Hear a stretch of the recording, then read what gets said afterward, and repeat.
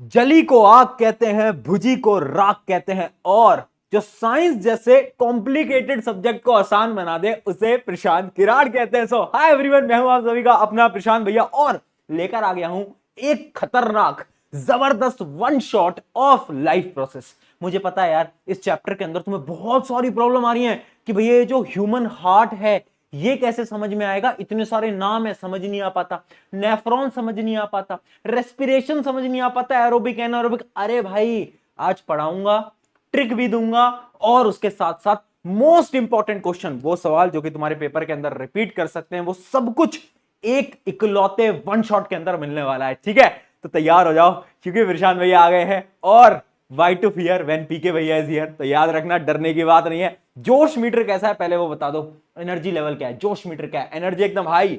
जब तेरा मास्टर यहां पर एनर्जी में है तो तू कैसे सो स्लो है? तू कैसी एनर्जी एकदम लो बैठा है? लो नहीं बैठना है अपन को, हाई एनर्जी में रहना है। ठीक है, तो चलो इस चैप्टर को स्टार्ट करते हैं। सबसे पहले इसकी हेडिंग है लाइफ प्रोसेस। अब देखो यार, बायोलॉजी ना एक बहुत प्यारा सब्जेक्ट है। क्यों बोलते हैं ना लोग कि बायोलॉजी बहुत प्यारा सब्जेक्ट है? क्यों? क्योंकि देखो, मैथ वाले तो एक्स को ढूंढने निकल चुके हैं, और केमिस्ट्री वाले अपनी केमिस्ट्री सेट कर रहे हैं, और फिजिक्स वाले बेचारे न्यूटन बाबा को ढूंढ रहे हैं, और हम बायोलॉजी वाले हम लाइफ के बारे में जान रहे हैं। और इसलिए इस चैप्टर का नाम है लाइफ प्रोसेसेस। लाइफ प्रोसेसेस का मतलब क्या होता है? प्रोसेस यानी काम, लाइफ यानी जिंदगी, यानी वो सारे प्रोसेसेस जो कि जीवन जीने के लिए अनिवार्य है यानी इंपॉर्टेंट है। यानी लाइफ प्रोसेसेस क्या है? All those functions that are important, यानी basic and essential activities performed by a living organism to sustain and maintain life. यानी जिंदा रहने के लिए जितनी भी चीजें हैं वो मेरे लिए क्या? वो मेरे लिए लाइफ प्रोसेस। अब तुम बोलोगे भैया फोन चलाना भी तो लाइफ प्रोसेस है, उसके बिना हम जिंदा नहीं रह पाते। देखो यार, क्या पता तुम्हारे लिए वो लाइफ प्रोसेस हो, क्योंकि अब तुम्हें एडिक्शन हो गई है। पर उस फोन की एडिक्शन से बाहर आ जाओ, क्योंकि हम पढ़ाई कर रहे हैं। ठीक है, पर फोन चलाना लाइफ प्रोसेस नहीं है। कभी पेपर में पूछ ले और तुम लिख के आ जाओ हाँ हमारे लिए तो है, पीके भैया ने बोला था। नहीं नहीं नहीं, लाइफ प्रोसेसेस बेसिकली 4 प्रकार के होते हैं, और वही ये पूरा चैप्टर है। पहला है न्यूट्रिशन, खाना खाना। हाँ, दूसरा क्या है? दूसरा है रेस्पिरेशन, एनर्जी बनाना। अगला है ट्रांसपोर्टेशन, हर जगह ट्रांसपोर्ट करना। और लास्ट आता है एक्सक्रीशन, वो तो तुम्हें पता ही है। तो बेसिकली 4 प्रकार के होते हैं, न्यूट्रिशन, रेस्पिरेशन, ट्रांसपोर्टेशन, एक्सक्रीशन। इन सब को हम क्या करेंगे, डिटेल में एक एक करके पढ़ने वाले हैं। आ जाइए, सबसे पहले स्टार्ट करते हैं न्यूट्रिशन से। ठीक है, अब न्यूट्रिशन क्या है? क्या भैया खाने को खाना न्यूट्रिशन है? मैंने कहा ना ही, गलत पकड़ लिए हो भाई। खाने को खाना न्यूट्रिशन नहीं है। फूड को खाना और एनर्जी को ऑब्टेन करना, यानी एनर्जी को भी उसके अंदर से लेना, उस पूरे प्रोसेस को न्यूट्रिशन बोला जाता है। ठीक है, अब न्यूट्रिशन में हम क्या क्या चीजें खाते हैं? जैसे कि कार्बोहाइड्रेट खाते हो, फैट खाते हो, उसके अलावा प्रोटीन खाते हो, विटामिन मिनरल खाते हो। मेनली तो तुम फैट ही खाते हो, बर्गर पिज्जा सब मालूम है मेरे को, है ना? यही खा रहे हो तुम, फैट वैट कोई बात नहीं बेटा। तो न्यूट्रिशन क्या है? याद रखना, the process by which a living organism obtain and utilise. ये बहुत इंपॉर्टेंट लाइन है बेटा, यूटिलाइज यानी उस खाने का काम लेना, यूटिलाइजेशन कराना, है ना? वो भी क्या है? न्यूट्रिशन के अंदर आता है। It is called nutrition. Food gives us energy, growth and development. Food क्या देता है? एनर्जी, ग्रोथ, डेवलपमेंट देता है। सबको पता है, खाना नहीं खाओगे तो मर जाओगे यार, बेसी बात है। नहीं भैया हम नहीं मरे। अरे मर जाएगा भाई तू, 2 3 4 दिन 5 दिन खाना मत खा, बुरी हालत हो जाएगी 7वें 8वें दिन में। ठीक है, हाँ इसलिए खाना खाना है। ठीक है, 4 कंपोनेंट होते हैं फूड के, मैं आपको बता चुका हूं, कार्बोहाइड्रेट, प्रोटीन, फैट्स। मेनली हम यही खाते हैं। भैया लेक्चर देख रहे थे, देखते ही मुंह में पानी आ गया, अब मन कर रहा है कि बर्गर खा लें। कोई बात नहीं बेटा, मैं भी भूखा तुम भी भूखे, दोनों पढ़ाई करेंगे। अब देखो, न्यूट्रिशन भी 2 टाइप के हैं, ऑटोट्रॉफिक और एक हेट्रोट्रॉफिक। ऑटो यानी वो वाला ऑटो नहीं, ऑटो नहीं नहीं नहीं, ऑटो यानी खुद से। यानी ये उस टाइप का न्यूट्रिशन है ना जिसके अंदर ऑर्गेनिज्म खुद का खाना खुद बनाते हैं। अब तुम बोलोगे भैया हमारी मम्मी फिर ऑटोट्रॉफिक न्यूट्रिशन करती है क्या? क्योंकि हमारी मम्मी ना खुद का खाना खुद बनाती है। मैंने कहा एक पड़ेगा नहीं भाई, मूर्ख बालक, प्यार से बोलता हूं मूर्ख बालक, ठीक है, बुरा नहीं लगाना होता, तुम मेरे मूर्ख बालक, ठीक। तो मूर्ख बालक ऐसा नहीं है। ऑटोट्रॉफिक न्यूट्रिशन क्या? एक ऐसे टाइप का न्यूट्रिशन है जिसमें हाँ ऑर्गेनिज्म खाना खुद बनाता है, लेकिन इनऑर्गेनिक सब्सटेंसेस से, जैसे कि ऑक्सीजन, कार्बन डाइऑक्साइड, वाटर। अरे तुम्हारे घर में जो खाना बनता है वो सब्जी से बनता है। सब्जी क्या है? प्लांट। तो ऑटोट्रॉफिक न्यूट्रिशन क्या है? Mode of nutrition in which organism prepare their own food using simple inorganic substances like CO2, water, in the presence of sunlight and chlorophyll. ठीक है, अब देखो बेटा, ऑटोट्रॉफिक ना दो टाइप के होते हैं और ये दोनों टाइप के एग्जांपल समझ लो। पहला है क्या, एक ऑटोट्रॉफिक होता है जिसको हम क्या बोलते हैं, फोटोसिंथेसिस, जो कि प्लांट्स करते हैं। छोटी क्लासेस में भी पढ़ा होगा। क्या कह रहे हो, पढ़ाई नहीं करी छोटी क्लासेस के अंदर, दोस्तों के साथ मजे कर रहे थे, कोई बात नहीं कोई बात नहीं, ठीक है। फोटोसिंथेसिस ग्रीन प्लांट्स करते हैं, ठीक है, जिन प्लांट्स के अंदर क्लोरोफिल होता है। इसके बारे में डिटेल में बात करेंगे, अभी बस इतना समझ लो कि photosynthesis is a type of autotrophic nutrition. इसके अलावा, अच्छा, प्लांट्स के अलावा और कौन कौन करता है ऑटोट्रॉफिक न्यूट्रिशन में ये फोटोसिंथेसिस? तो कुछ एल्गीज होती हैं, कुछ साइनोबैक्टीरियाज होते हैं, वो सब भी फोटोसिंथेसिस करते हैं। उसके अलावा एक होता है केमोसिंथेसिस। केमोसिंथेसिस एक ऐसा प्रोसेस है जिसमें ऑर्गेनिज्म खुद का खाना खुद बनाता है, लेकिन कुछ केमिकल्स की मदद से। ठीक है बेटा, तो याद रखना, type of autotrophic nutrition in which organism prepares their own food by utilising chemical energy. अब इसका एग्जाम्पल बहुत जरूरी है, बार बार पूछा गया है। एग्जाम्पल है purple sulphur bacteria, very important, बहुत बार पूछा गया है। ठीक है, इंपॉर्टेंट क्वेश्चन अभी दिखाता चलूंगा, टेंशन नहीं लेनी, लोड नहीं लेनी। नोट्स कहां मिलेंगे, टेलीग्राम ज्वाइन कर सकते हो, वरना डिस्क्रिप्शन में भी डाल दूंगा। ठीक है चलो, बहुत बढ़िया, समझ में आ गया। अच्छा, अब ये हेट्रोट्रॉफिक क्या था भैया? हेट्रोट्रॉफिक जैसे कि आप, मैं, हम सब, हम क्या है ना, हम किसी और पे डिपेंडेंट हैं। हम जैसे प्लांट्स को खा रहे हैं, तो हम ना प्लांट्स पे डिपेंडेंट है फूड के लिए, तो वही होता है heterotrophic nutrition, the mode of nutrition in which organism depend on the other organism for their food because they can not prepare their own food. जितने भी जानवर हैं सब प्लांट्स पर डिपेंडेंट हैं। देखो प्लांट्स कितने जरूरी हैं भाई, हमें ऐसा लगता है पेड़ पौधे जरूरी नहीं है, भैया बहुत जरूरी हैं, उनके बिना हमारा खाना ही क्या है, हम तो अपना खाना खुद बना ही नहीं सकते भाई। अगर प्लांट नहीं होंगे तो कैसे चलेगी दुनिया। अब देखो, मैं आपको सबसे पहले बताता हूं type of heterotrophic nutrition. Heterotrophic nutrition होते हैं तीन टाइप के। एक है होलोजोइक। अब देखो, नाम सुनते से ना घबराना नहीं होता, मुझे पता है बायोलॉजी 10th में आए हो, बायोलॉजी देखते ही भैया ये क्या पढ़ा दिया, होलोजोइक। अरे रुक जा, एक होलोजोइक, एक सेप्रोफेटिक, एक पैरासिटिक, समझना। होलोजोइक न्यूट्रिशन क्या है? होलोजोइक, जोइक, जोइक, होलोजोइक से क्या समझ आ रहा है? कुछ बड़ी सी चीज है, यानी हम भी तो बड़े हैं। तो होलोजोइक न्यूट्रिशन वो है जो कि हम फॉलो करते हैं। हम क्या करते हैं, हम बड़ा सा खाना उठाते हैं और उसको मुंह के अंदर डालते हैं और खा लेते हैं, यही करते हो ना ऐसा। और जब बर्गर खाना होता है तो ऐसा करते हैं, है ना? तुम्हारे साथ भी ऐसा होता है क्या? स्कूल में जब तुम्हारा दोस्त टिफिन बॉक्स के अंदर मैगी लेके आता है, तो रिसेस से पहले ही वो टिफिन बॉक्स खुलता है और सारा कच कच कच कच कच जल्दी जल्दी खा लेते हैं, है ना? जिसके जितनी जल्दी खाने की स्पीड होगी वो ज्यादा खाएगा, है ना? हाँ, तो होलोजोइक क्या है? Animal take the solid food which is broken down inside the body. Example क्या है? हम हैं एनिमल्स, और एक ऑर्गेनिज्म और होता है यूनिसेलुलर ऑर्गेनिज्म जिसका नाम है अमीबा। अमीबा, ठीक है। अच्छा, अभी पढ़ते हैं पैरासिटिक क्या होता है। पैरासिटिक न्यूट्रिशन क्या है? पैरासाइट, पैरासाइट तुम्हें समझ आता है? वो एनीमे देखा होगा तुमने, पैरासाइट, है ना? तो देखो यार, ये जो पैरासिटिक न्यूट्रिशन है ये क्या होता है, ध्यान से समझना। पैरासाइट यानी कोई वो चीज जो कि किसी और पे हो और उससे अपने खाने को खींचे। जैसे कि फॉर एग्जांपल, बचपन में बोलते थे ना कि बालों में जू हो गई, बालों में क्या हो गई, बालों में जू हो गई। बोलते थे नहीं बोलते थे, जल्दी बताओ। बोलते थे ना कि बालों में जू हो गई। जू जो होती थी बालों में क्या करती थी, आपके ब्लड को आपकी बॉडी में से निकालती थी। यानी पैरासिटिक न्यूट्रिशन क्या है? Type of nutrition in which organism lives inside और आउटसाइड द अनदर ऑर्गेनिज्म। यानी हमारे बालों में है वो, तो वो क्या है, वो हमारे ऊपर है, ठीक है, हमारे ऊपर है। और हम क्या है उसके लिए, हमें उसके लिए होस्ट, होस्ट यानी जिससे वो अपने न्यूट्रिशन को ऑब्टेन करता है, ठीक है। And derive nutrition from it. याद रखना, पैरासिटिक न्यूट्रिशन में जो पैरासाइट होता है ना, ये सामने वाले को मारता नहीं है, बस उससे खाना अपना ऑब्टेन करता रहता है। एग्जाम्पल याद रखना, सबसे इंपॉर्टेंट एग्जाम्पल है कसकटा। कसकटा, कसकटा कसकटा क्या है? एक प्रकार का प्लांट है।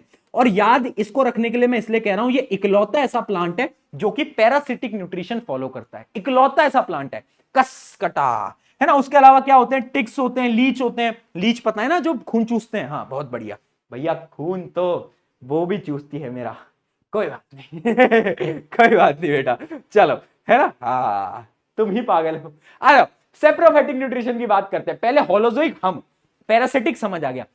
अब ये सबसे बेकार है, सेप्रोफेटिक। सेप्रोफेटिक बीच का, ये क्या करता है? ये ना डेड एंड डीकेइंग ऑर्गेनिज्म को खाता है, लेकिन इसमें एक चीज है कि ये ना खाने को बाहर ही डाइजेस्ट कर लेता है, खाने को भारी डाइजेस्ट कर लेता है, कुछ केमिकल निकालता है जिससे खाना भारी डाइजेस्ट हो जाता है और उसके बाद डायरेक्टली न्यूट्रिएंट्स को अब्सॉर्ब करता है। यानी इसके अंदर क्या है, organisms feed on dead and decaying matter. याद रखना ये बाहर ही डाइजेस्ट कर लेता है और बाद में अब्सॉर्ब कर लेता है। इसका एग्जांपल है फंजाई और एक सबसे बड़ा एग्जांपल है क्या, मशरूम। लिख लेना भाई, एक सबसे बड़ा एग्जांपल है क्या, मशरूम। मशरूम जो आप खाते हो वो एक प्रकार का सेप्रोफेटिक न्यूट्रिशन ही फॉलो करता है, वो डेड एंड डीकेइंग को खा रहा होता है। क्या ये बात समझ में आई? बोल दे रे, बहुत बढ़िया समझ आई, तो आगे बढ़ा जाए। ये आ गया समझ में। अब कुछ क्वेश्चन देखते हैं जो कि यहां से पूछे गए। आ जाओ भाई, इंपॉर्टेंट क्वेश्चन है, देख 2017, 2020, 2021, देख भाई। Which of the following organism exhibit saprophytic, saprophytic देख, होलोजोइक, पैरासिटिक, बीच का बोल, हाँ सेप्रोफेटिक।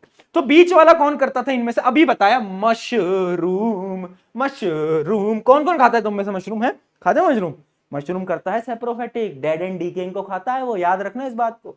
विच of the following organism show parasitic mode, parasitic, parasite, parasite, इनमें से कौन लग रहा है, कसकटा, कसकटा। याद रखेंगे बेटा, याद रखेंगे। अगला क्या है, एक बहुत बड़ी सी, ऐसे ऐसे क्वेश्चन आजकल बड़े आ रहे हैं, बड़ा बड़ा पैराग्राफ दे देते हैं और छोटे से क्वेश्चन पूछते हैं। जैसे कि an organism was discovered that lacks chlorophyll, उसमें क्लोरोफिल नहीं है, survives by penetrating the tissue of another living organism from which it absorbs the nutrient, however it neither kills the host. यानी वो सामने वाले को मारता नहीं है, बस अब्सॉर्ब करता है। ये तो तुम्हें पता ही है, ये तो तुम्हें पता ही है। लास्ट वाला पैरासाइट, पैरासाइट, बहुत बढ़िया, यानी इट इज पैरासिटिक। पैरासिटिक क्या है, इसका नाम है, ठीक है भाई, पैरासिटिक। ये ऑटोट्रॉफ यहां से हटा दो भाई, ये हटा दो यहां से, ठीक है, ये नहीं भाई, ये नहीं, ठीक है, इसको यहां से हटा दो। क्या है वो, एक प्रकार का पैरासिटिक न्यूट्रिशन है, यानी सामने वाले से क्या कर रहा है, वो ऑब्टेन कर रहा है। देख लो ना, वो मार नहीं रहा सामने वाले को, it show speciality by infecting only particular plant species. ठीक है, समझ आ गया, बहुत बढ़िया। चलिए भाई, अब बढ़ते हैं अगले ऑटोट्रॉफिक न्यूट्रिशन में। मैंने आपको बताया कि फोटोसिंथेसिस जो था उसके बारे में मैं डिटेल में बात करूंगा। अब बच्चों को ऐसा लगता है भैया 10th में फोटोसिंथेसिस इतना इजी कौन पूछेगा, पूछते हैं, और जो रिएक्शन है वो भी पूछते हैं। फोटोसिंथेसिस कैसे होता है, प्लांट है, प्लांट की हरी हरी पत्तियां, मैं तुम्हारे लिए प्लांट लेकर भी आऊं। कहां गया मेरा प्लांट भाई, मेरा प्लांट कहां गया यार, रुको भाई, ये रहा प्लांट दोस्तों, आपके लिए पेश करते हैं प्लांट है। अब कोई नहीं बोलेगा नकली प्लांट है, तो देखो भैया इसमें हमने प्लांट में देखो फूल वूल उगा दिए हैं, बट ये जो हरा हरा पार्ट है, ये हरा हरा पार्ट क्या है दोस्तों, तो ये हरा हरा पार्ट है क्लोरोफिल। यानी जो ग्रीन पिगमेंट है, इस ग्रीन पिगमेंट की वजह से फोटोसिंथेसिस होता है ना। अब बेचारा ये तो नहीं कर पाता, ये तो नकली है बेचारा, है ना, तो ये तो नकली है, क्या कर सकते हैं, लेकिन क्लोरोफिल की वजह से फोटोसिंथेसिस होता है। अच्छा, फोटोसिंथेसिस और किन किन चीजों की वजह से होता है समझना। पहला है क्लोरोफिल, दूसरा है सूरज की रोशनी, तीसरा है कार्बन डाइऑक्साइड और चौथा है पानी, H2O, बहुत इंपॉर्टेंट। ठीक है, तो सबसे पहले रिएक्शन देख लो, और ये रिएक्शन याद ही रहनी चाहिए, इसको तो भूलना ही नहीं है गलती से भी। रिएक्शन क्या है, क्या क्या चीजें कंबाइन होती है, 6CO2 प्लस 12H2O। अब देखो दो चीजें, क्लोरोफिल, सनलाइट, है ना, ये दोनों आते हैं और फिर क्या बनाता है, फूड। और फूड क्या है, ग्लूकोज। ग्लूकोज ही तो फूड है। ग्लूकोज का फॉर्मूला याद रखना, C6H12O6। तो ग्लूकोज बन जाता है, साथ साथ में ऑक्सीजन गैस निकलती है और H2O गैस H2O गैस नहीं, H2O पानी निकल रहा होता है। ठीक है, क्या बातें समझ में आई हमें, बहुत बढ़िया। ठीक है, तो ये रॉ मटेरियल्स क्या है फोटोसिंथेसिस के लिए, 4, CO2, मेरे साथ बोल, CO2, H2O और क्या है, सनलाइट और क्लोरोफिल। बहुत बढ़िया दोस्तों, चलिए, है ना, तो याद रखना क्या है, chloroplast is the site of photosynthesis which are green pigmented. यानी इसके अंदर एक चीज है जिसको मैं बोल रहा हूं ना कि ग्रीन कलर का, वो क्या है, क्लोरोफिल। यानी हो तो क्लोरोफिल की वजह से ही रहा है। ठीक है, बहुत बढ़िया। अच्छा, अब इवेंट्स याद रखना, फोटोसिंथेसिस में क्या क्या इवेंट होते हैं। तो सबसे पहला इवेंट होता है अब्जॉर्प्शन ऑफ लाइट एनर्जी। देखो इस कहानी को समझते हैं अपन डिटेल में। सबसे पहले क्या होगा, मेरा पत्ता है, पत्ती हरी पत्ती, वो सनलाइट को अपने पास बुलाएगा, सनलाइट मेरे पास आजा आजा आजा। अब सनलाइट आ गई उसके पास, तो इसने क्या करा, सनलाइट को जैसे ही अपने पास बुलाया तो उसको ट्रैप कर लिया, अपने जाल में फंसा लिया, उसने सारी एनर्जी को ट्रैप कर लिया। अब इसने क्या करा, उस लाइट एनर्जी को ब्रेक डाउन करा। सेकंड स्टेप में conversion of light energy into chemical energy, उसको केमिकल एनर्जी में कन्वर्ट कर लिया। देख रहे हो गलत हो रहा लाइट के साथ। अब उस केमिकल एनर्जी की मदद से उसने क्या करा, वो जो पानी था ना, उस पानी के मॉलिक्यूल्स को तोड़ दिया in hydrogen and oxygen, hydrogen oxygen के अंदर तोड़ दिया। दो काम हो गए। अब तीसरा स्टेप और सबसे इंपॉर्टेंट स्टेप, अब ये जो CO2 था ना, CO2 कार्बन डाइऑक्साइड गैस, इसको कन्वर्ट किया जाता है किसके अंदर, कार्बोहाइड्रेट। कार्बोहाइड्रेट यानी ग्लूकोज, एनर्जी। तो इसको एनर्जी के अंदर क्या है, कन्वर्ट किया जाता है। तो 3 स्टेप है, पहले बुलाया अपने पास, ट्रैप कर लिया, केमिकल एनर्जी में कन्वर्ट करा, पानी को तोड़ा, और उसके बाद क्या करा, CO2 को कार्बोहाइड्रेट के अंदर कन्वर्ट कर दिया। बहुत सिंपल नहीं है? अरे सिंपल, ये मुश्किल लग रहा है? ये तो सही में मुश्किल लग रहा है? कौन कह रहा मुश्किल लग रहा है? अरे यार इतना तो इजी है, क्या बात कर रहे हो यार दोस्तों। ठीक है, अच्छा एक चीज और याद रखना, ये बहुत इंपॉर्टेंट नोट है कि plant store glucose in the form of starch, यानी प्लांट तो स्टार्च की फॉर्म में स्टोर करते हैं, और जो एनिमल होते हैं ना, वो जो ग्लूकोज होता है ना एनिमल, वो स्टोर करते हैं किसकी फॉर्म में, ग्लाइकोजन। किसकी फॉर्म में, ग्लाइकोजन की फॉर्म में स्टोर करते हैं। ठीक है भाई, ग्लूकोज को ग्लाइकोजन की फॉर्म में स्टोर करते हैं और ये स्टार्च की फॉर्म में स्टोर करते हैं। एमसीक्यू में पूछा गया, याद रख लो। सारे इंपॉर्टेंट क्वेश्चन बताते हुए चलूंगा। चलो अब बात करते हैं भैया, ये गैसेस का एक्सचेंज कैसे हो रहा है। ये CO2 अंदर आ रहा है, ऑक्सीजन बाहर जा रहा है, कैसे हो रहा है? ये करता है स्टोमेटा। स्टोमेटा क्या है, एक प्रकार का पोर है, पोर यानी छेद। अब ये छेद, जैसे कि मैं आपको फॉर एग्जांपल समझाता हूं, मान लो देखो यहां पर ना ऐसे 2 सेल होते हैं, ये ऐसी शेप के 2 सेल होते हैं ऐसे, इनको हम बोलते हैं गार्ड सेल। गार्ड यानी ये गार्ड है, ठीक है। अब गार्ड सेल क्या करते हैं, गार्ड सेल में जैसे ही पानी आता है तो गार्ड सेल खुल जाते हैं, पानी आती खुला तो स्टोमेटा ओपन हो गया, और पानी गया तो गार्ड सेल बंद हो गया, पानी आया खुला, पानी गया बंद हो गया। ठीक है, तो स्टोमेटा को कंट्रोल कौन करता है, ये इसका डायग्राम है बेटा, डायग्राम बार बार पूछा गया, डायग्राम याद रखना। ये जो तुम देख पा रहे हो बीन जैसे, ये है गार्ड सेल, जैसे ही इनमें पानी आता है बेटा तो स्टोमेटल पोर को खोल देते हैं, और जैसे ही पानी चला जाता है तो स्टोमेटल पोर को बंद कर देते हैं। ठीक है, अच्छा डायग्राम याद रखना, इसके अंदर ये जो तुम्हें हरा हरा दिख रहा है ना, ये कुछ नहीं है, ये वही है क्लोरोप्लास्ट। क्लोरोप्लास्ट, बहुत बढ़िया, ठीक है। चलिए ये समझ में आ गया, पानी से सारी चीजें चलती हैं। अच्छा स्टोमेटा के क्या क्या फंक्शन है, पहला तो तुम्हें पता है, एक तो गैसेस का एक्सचेंज, एक और फंक्शन है, पता है क्या होता है, कभी कभार ना पेड़ के अंदर बहुत ज्यादा एक्सेस ऑफ वाटर है, पानी ज्यादा है, तो ना ये पानी लीफ पे आ जाता है, और लीफ से क्या होता है ना, ये पानी लीफ से बाहर निकल जाता है, और उसी प्रोसेस को हम बोलते हैं ट्रांसपिरेशन। शायद आपने छोटी क्लासेस के अंदर पढ़ा भी होगा बेटा। एक काम तो एक्सचेंज ऑफ गैसेस है, दूसरा है lose large amount of water vapours during transpiration. यानी ट्रांसपिरेशन एक ऐसा प्रोसेस है जिसमें क्या होता है, जो एक्सेस ऑफ वाटर होता है वो लीफ की मदद से बाहर निकल जाता है। इसलिए तुमने कभी देखा हो तो पेड़ की पत्तियां थोड़ी थोड़ी गीली दिखती हैं तुम्हें, ड्यू टू ट्रांसपिरेशन। तो स्टोमेटा के 2 काम है, एक ट्रांसपिरेशन कराना और एक गैसेस का एक्सचेंज कराना। ठीक है, क्या है बात समझ में आ गई? बहुत बढ़िया। अच्छा कुछ ऑब्जर्वेशन मैं आपको बताता हूं, किसके लिए, डेजर्ट प्लांट के लिए। अब देखो डेजर्ट प्लांट ना एकदम डिफरेंट है, ये था नॉर्मल प्लांट। अब डेजर्ट प्लांट के साथ में एक बहुत बड़ी दुविधा है, संकट है, क्या कि यार अगर वो दिन में, इतनी धूप है, अगर भैया वो दिन में अपने स्टोमेटा को ओपन करेगा, धूप पड़ रही है तो सारा पानी चला जाएगा, बेचारा वो तो मर जाएगा। तो ये ना गेम खेलता है, ये क्या करता है बेटा, ध्यान से देखना, स्टोमेटा ओपन्स एट नाइट, यानी रात को एक खोलता है स्टोमेटा और जल्दी जल्दी बुलाता है CO2 CO2 आजा आजा आजा आजा आजा, और CO2 को अंदर रख लेता है अपने पास। ठीक है, तो यानी ये CO2 को अंदर रख लेता है, और उसके बाद दिन में क्या करता है, स्टोमेटा को बंद रखता है, पर फोटोसिंथेसिस को कर लेता है, क्योंकि लाइट तो दिन में आती है तो फोटोसिंथेसिस तो दिन में ही होगा, रात को हो नहीं सकता। ठीक है, तो stomata close during the day, और फिर क्या होता है, CO2 taken at night used for photosynthesis, यानी दिन में फोटोसिंथेसिस, रात को CO2 को ट्रैप कर लिया। स्मार्ट है डेजर्ट प्लांट, स्मार्ट बेटा स्मार्ट, तुमसे भी ज्यादा स्मार्ट निकला। मुझे लगा कि तुम ही सबसे ज्यादा स्मार्ट थे बेटा, पर ये तो तुमसे भी ज्यादा क्या निकला, स्मार्ट निकला। चलिए कुछ क्वेश्चन बताना। व्हाट आर स्टोमेटा, ऐसे सवाल पूछे गए। स्टोमेटा क्या है, पता है तुम्हें क्या है? Tiny pore present mostly on the under side of the leaf. Leaf के नीचे की तरफ क्या होता है, टाइनी पोर्स होते हैं, जिनको हम क्या बोलते हैं बेटा, स्टोमेटा बोलते हैं। बहुत बढ़िया। अगला question, where are they located in the plant, leaf में लोकेटेड होते हैं। ठीक है, state 2 function of the stomata, stomata के 2 फंक्शन बता दो भाई, ट्रांसपिरेशन और gases exchange. Also explain how their opening and closing is regulated, कौन कंट्रोल करता है, गार्ड सेल, पानी आया ओपन, पानी गया क्लोज। बहुत सही। चलिए अगला सवाल देखते हैं। ये एक एक्टिविटी है, ये एक सवाल नहीं है, ये एक एक्टिविटी है, जो कि आप देखोगे ना तो बहुत टीचर्स नहीं कराते, बट मैं तुम्हारे लिए हर एक एक्टिविटी सब कुछ लेकर आया हूं बेटा, सब कुछ डिटेल के अंदर अपन पढ़ते हैं। ठीक है, और वो भी कम टाइम के अंदर पढ़ते हैं, यही तो बात है पीके भैया की। ठीक है, फ्लेक्स कर लिया मैंने। चलो देखो इसके अंदर क्या होता है, एक्टिविटी एनसीईआरटी के अंदर, इसमें ना एक सॉल्ट होता है KOH यानी पोटेशियम हाइड्रोक्साइड, उसको रखा जाता है। अब याद रखना ये सॉल्ट क्या करता है, ये CO2 को ऑब्जॉर्ब कर लेता है, यानी कार्बन डाइऑक्साइड को खींच लेता है और कार्बन डाइऑक्साइड को खत्म कर देता है नेचर से, यानी इस जगह में कार्बन डाइऑक्साइड खत्म हो गई। अब क्या होता है, इस पॉट को इस जार के अंदर रखा हुआ है, इस पेड़ को रखा हुआ है, सनलाइट तो आ रही है बट नहीं फोटोसिंथेसिस नहीं कर पा रहा, क्यों नहीं कर पा रहा? क्योंकि देखो KOH रखा है, इसने क्या करा, CO2 खींच लिया। और तुम्हें पता है अगर फोटोसिंथेसिस करना है तो 4 रॉ मटेरियल इंपॉर्टेंट है। अगर उन चारों में से कोई भी भाई गायब हुआ तो दिक्कत हो जाएगी, दुविधा हो जाएगी। और एक भाई गायब हो गया, कौन सा भाई गायब हो गया? CO2 गायब हो गया। अब CO2 गायब हो गया तो कभी भी इस केस के अंदर क्या नहीं हो पाएगा, फोटोसिंथेसिस नहीं हो पाएगा। इस एक्टिविटी को याद रखना। कभी कभार सवाल आ जाते हैं कि KOH ऐसा क्या करता है, तो KOH अब्सॉर्ब कर लेता है CO2 को। चलिए जी, बहुत बढ़िया। अब आते हैं अगले टॉपिक की तरफ, न्यूट्रिशन इन अमीबा। प्लांट का सारा खत्म हो गया, अब हम बात कर रहे हैं होलोजोइक न्यूट्रिशन की, जो कि हम करते हैं। हमारे अलावा एक और प्राणी था, कौन? अमीबा। अमीबा के अलावा एक और प्राणी है जो कि है पैरामीशियम। तो अब हम बात करेंगे अमीबा की। एक मिनट, जरा पानी पी लेता हूं मैं।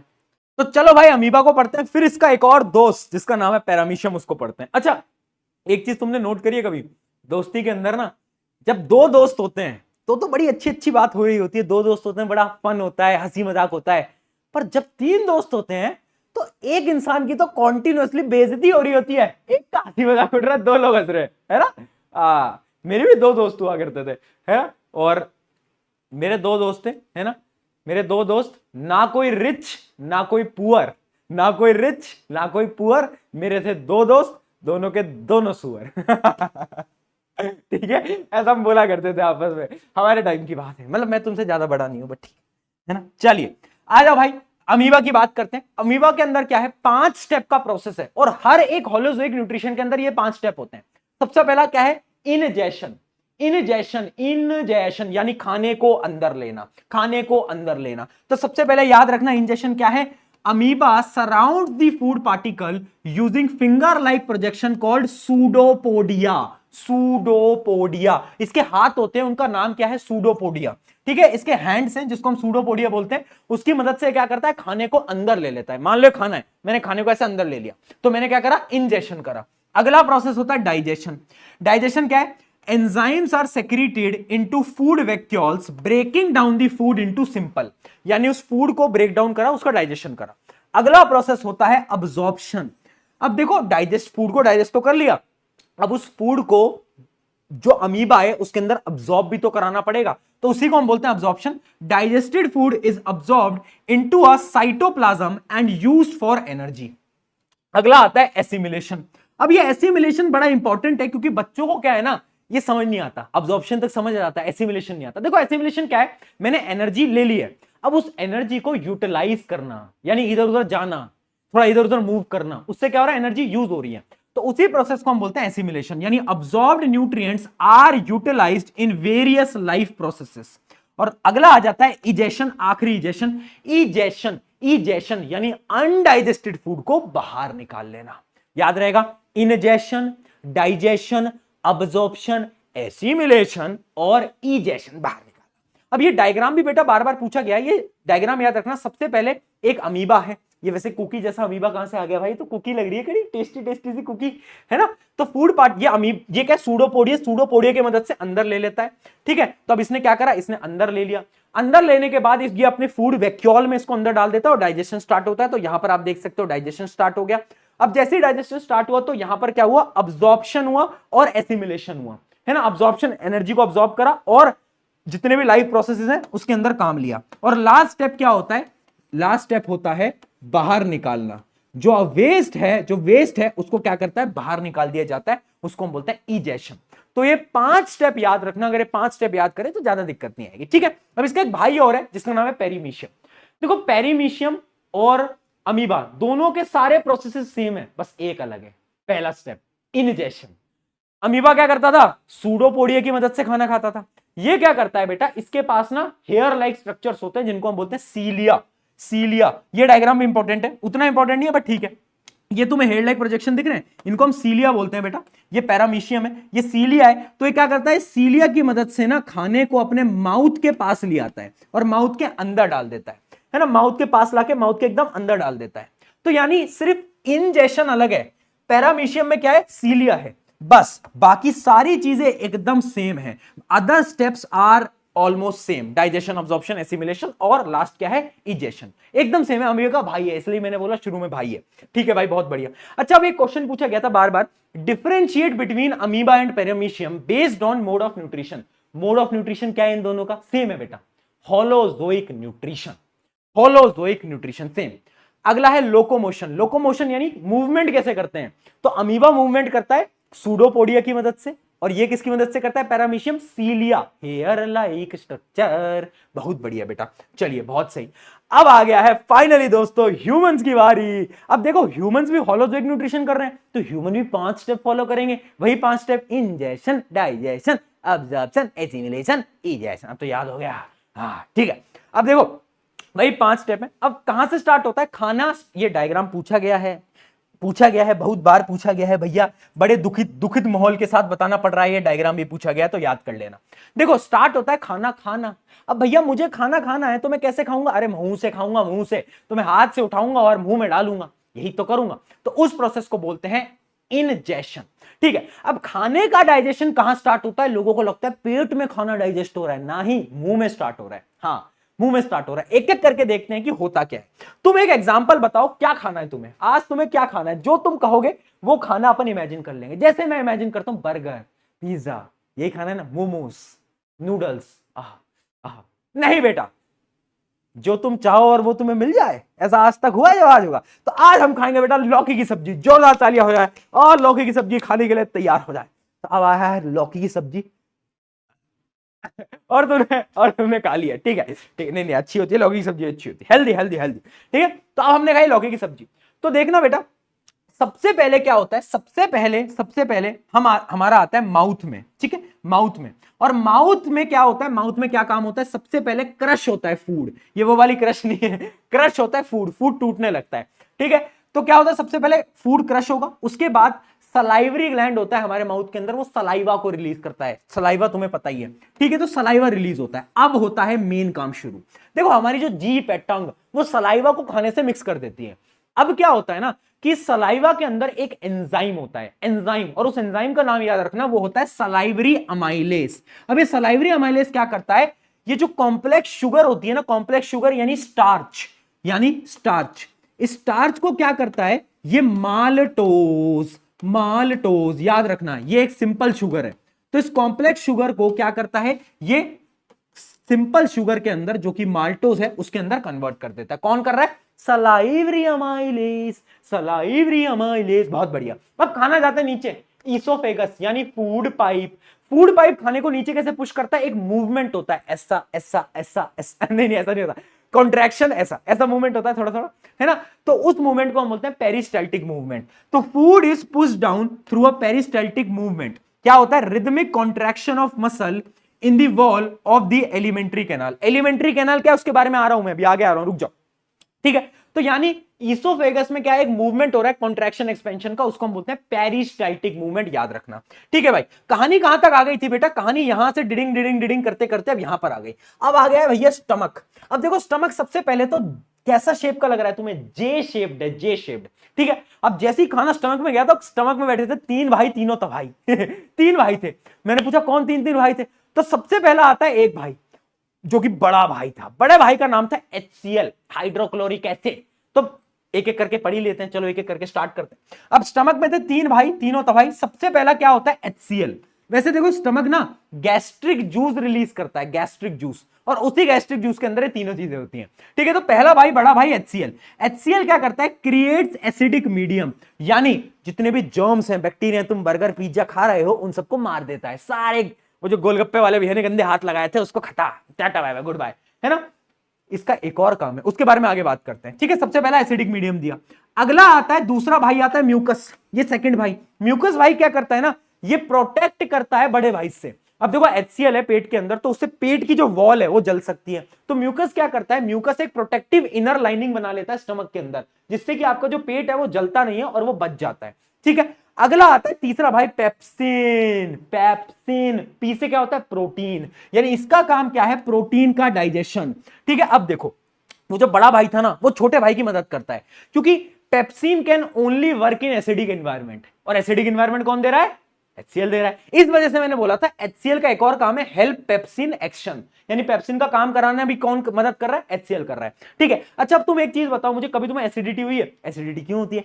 एसिडिटी इसलिए होती है कभी कभार ये जो बैलेंस है ना HCl और म्यूकस का, उसमें HCl का लेवल बढ़ जाता है, और जब HCl का लेवल बढ़ता है और म्यूकस कम है, म्यूकस तो पतली है। म्यूकस क्या होती है? एक लाइनिंग होती है आपकी स्टमक के वॉल पे, तो आपको पेट में से जलन होने लगती है, अजीब सा लगने लगता है, अरे भैया ये जलन कैसे हो रही है पेट के अंदर, वो इसी वजह से होती है बेटा, है ना। जब लेवल खराब हो जाते हैं, लेवल सबके निकलेंगे, ठीक है, लेवल बदल जाते हैं HCl और म्यूकस के, ठीक है। अब आता है नीचे।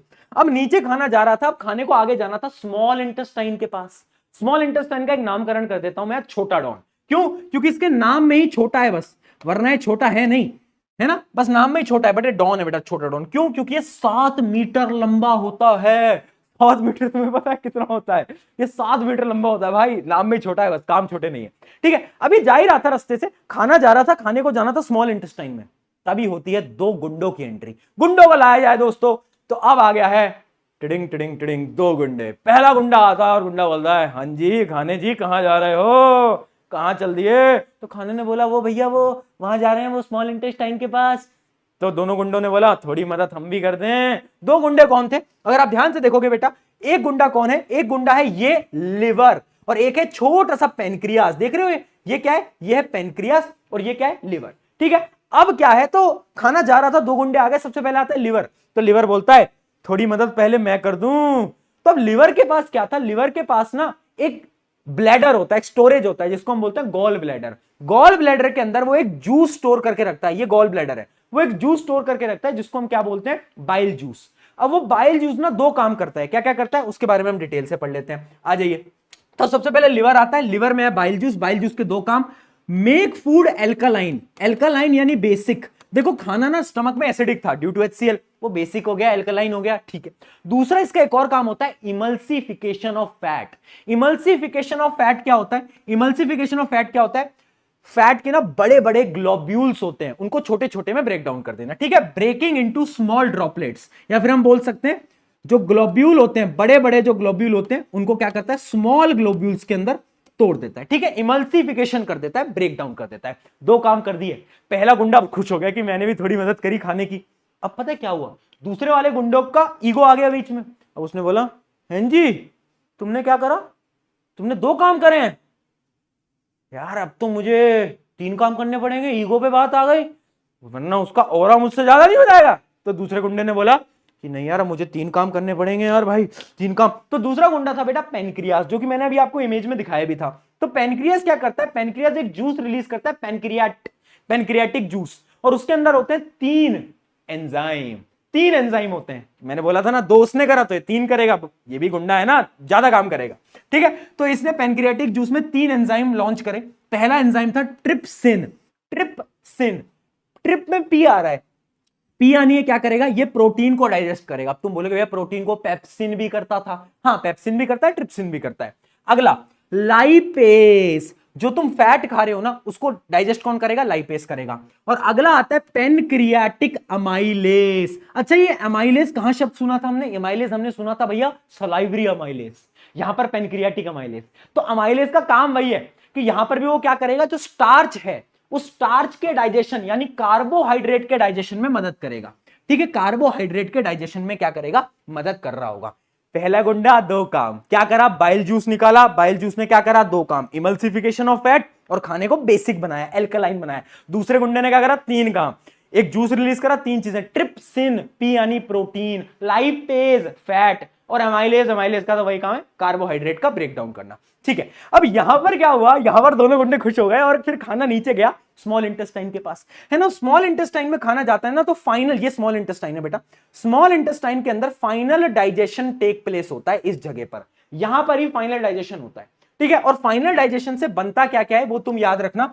जो तुमने प्रोटीन खाए थे वो तो अमीनो एसिड में कन्वर्ट हो गए, ठीक है भाई। जो तुमने कार्बोहाइड्रेट खाए थे वो ग्लूकोज के अंदर कन्वर्ट हो गए, और जो तुमने बर्गर पिज्जा के फैट खाए थे वो तुम्हारे फैटी एसिड और साथ साथ में ग्लिसरॉल के अंदर कन्वर्ट हो गए। ये 3 चीजें फाइनली बनके तुम्हारे पास आ चुकी है दोस्तों, बहुत बढ़िया। चलिए, ये सारी की सारी चीजें क्या हमें समझ आई बेटा? जल्दी बताओ। डन है? डन है। अब ये छोटे डॉन का क्या काम है? स्मॉल इंटेस्टाइन का। हाँ, यहां पर डाइजेशन हुआ, बट इसका इतना सा काम नहीं है, ये छोटा डॉन है, इसका एक और काम है। अब ये क्या करता है बेटा? ये ना, इसका एक और काम है जो कि है ऑब्जॉर्प्शन ऑफ फूड। डाइजेशन हो गया, अगला स्टेप क्या था? ऑब्जॉर्प्शन। तो इसके पास कुछ फिंगर लाइक प्रोजेक्शन होती है बेटा, जिसको हम क्या बोलते हैं? जिसको हम बोलते हैं विलाय, यानी ऐसे मान लो कि स्मॉल इंटेस्टाइन की वॉल है और इसमें से फिंगर लाइक प्रोजेक्शन होती है, फिंगर लाइक प्रोजेक्शन जिनको हम विलाय बोलते हैं। क्या बोलते हैं? विलाय। ठीक है, तो क्या है? Absorption of food in small intestine. Villi क्या है? Finger like projection in the inner wall of the small intestine. ठीक है, अंदर की वॉल में होता है फिंगर लाइक प्रोजेक्शन। अब इसकी फिंगर लाइक प्रोजेक्शन क्यों है? पता है इसका काम क्या है? जो अब्सॉर्ब्ड फूड है ना, इसको ये मतलब डाइजेस्टेड फूड है, इसको अब्सॉर्ब करके ब्लड में भेजना, इसका ये काम है। तो इसके अंदर ना बहुत सारी ब्लड वेसल्स होती हैं, ऐसे ब्लड वेसल्स होती हैं। तो ये क्या करता है? खाने को खींचता है और ब्लड में फेंक देता है। ठीक है, तो इसका मेन काम क्या है? इसका मेन काम क्या है? मेन काम है अब्सॉर्प्शन। उसके अलावा इसका फिंगर लाइक प्रोजेक्शन क्यों होता है? Because they increase surface area for absorption. अब ये जो फिंगर लाइक प्रोजेक्शन है ना, ये फिंगर लाइक ही क्यों है? तुम्हारे मन में सवाल आया होगा। क्योंकि जो फिंगर लाइक प्रोजेक्शन है ना, इससे सरफेस एरिया ज्यादा इंक्रीज होता है और ज्यादा खाना अब्सॉर्ब हो पाता है। ठीक है, अगली चीज, rich blood supply helps transport absorb nutrient into all body cell. क्योंकि इसके अंदर बहुत सारी ब्लड वेसल्स होती हैं तो खाने को अब्सॉर्ब कर लेती हैं। ठीक है, nutrients are used for energy growth and repair, वो तो आपको पता ही है। ठीक है, तो यानी यहां पर अब्सॉर्प्शन भी हो गया। टिडिंग टिडिंग टिडिंग, किसने करा? विलाय। बहुत इंपॉर्टेंट है। अब आता है अगला, लार्ज इंटेस्टाइन। अब इसका नाम ही लार्ज है, इसके काम लार्ज नहीं है भैया। ये क्या करता है मैं आपको दिखाता हूं। ये रहा लार्ज इंटेस्टाइन, ये बड़ा सा। ये लार्ज इंटेस्टाइन क्या करता है? जो अनडाइजेस्टेड फूड है वो यहां पे जाएगा और अनडाइजेस्टेड फूड से क्या करेगा? पानी को खींच लेगा, जो पानी है उसको खींच लेगा और फिर ये वेस्ट को, एकदम वेस्ट को, ये तुम देख पा रहे हो एनस, एनस के थ्रू वो नीचे आप वेस्ट को एक्सक्रीट कर देते हो, वो तुम्हें पता ही है ऑलरेडी। ठीक है, तो एनस क्या करता है लास्ट में? लार्ज इंटेस्टाइन का काम है absorb water from the undigested food और एनस क्या करता है? एनस करता है इजेशन, यानी रिमूवेबल ऑफ अनडाइजेस्टेड फूड। ठीक है, इसको कंट्रोल कौन करता है? एक मसल होता है एनल स्पिंचर मसल, वो इसको कंट्रोल करता है। बहुत बढ़िया, ये चीज समझ आई। अब एक सवाल पूछा जाता है बार बार पेपर के अंदर कि हर्बीवोर्स जो होते हैं ना, जैसे गाय भैंस ये सब, इनकी जो स्मॉल इंटेस्टाइन होती है वो हमारे कंपैरिजन में बड़ी होती है। ये भेदभाव क्यों? ये भेदभाव इसलिए है क्योंकि उन्हें खाना है प्लांट।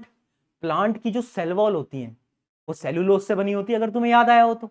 ठीक है, अब सेलुलोज के डाइजेशन में टाइम लगता है, जल्दी नहीं हो सकता उनका डाइजेशन। तो क्योंकि digestion take place, that is why their small intestine is larger.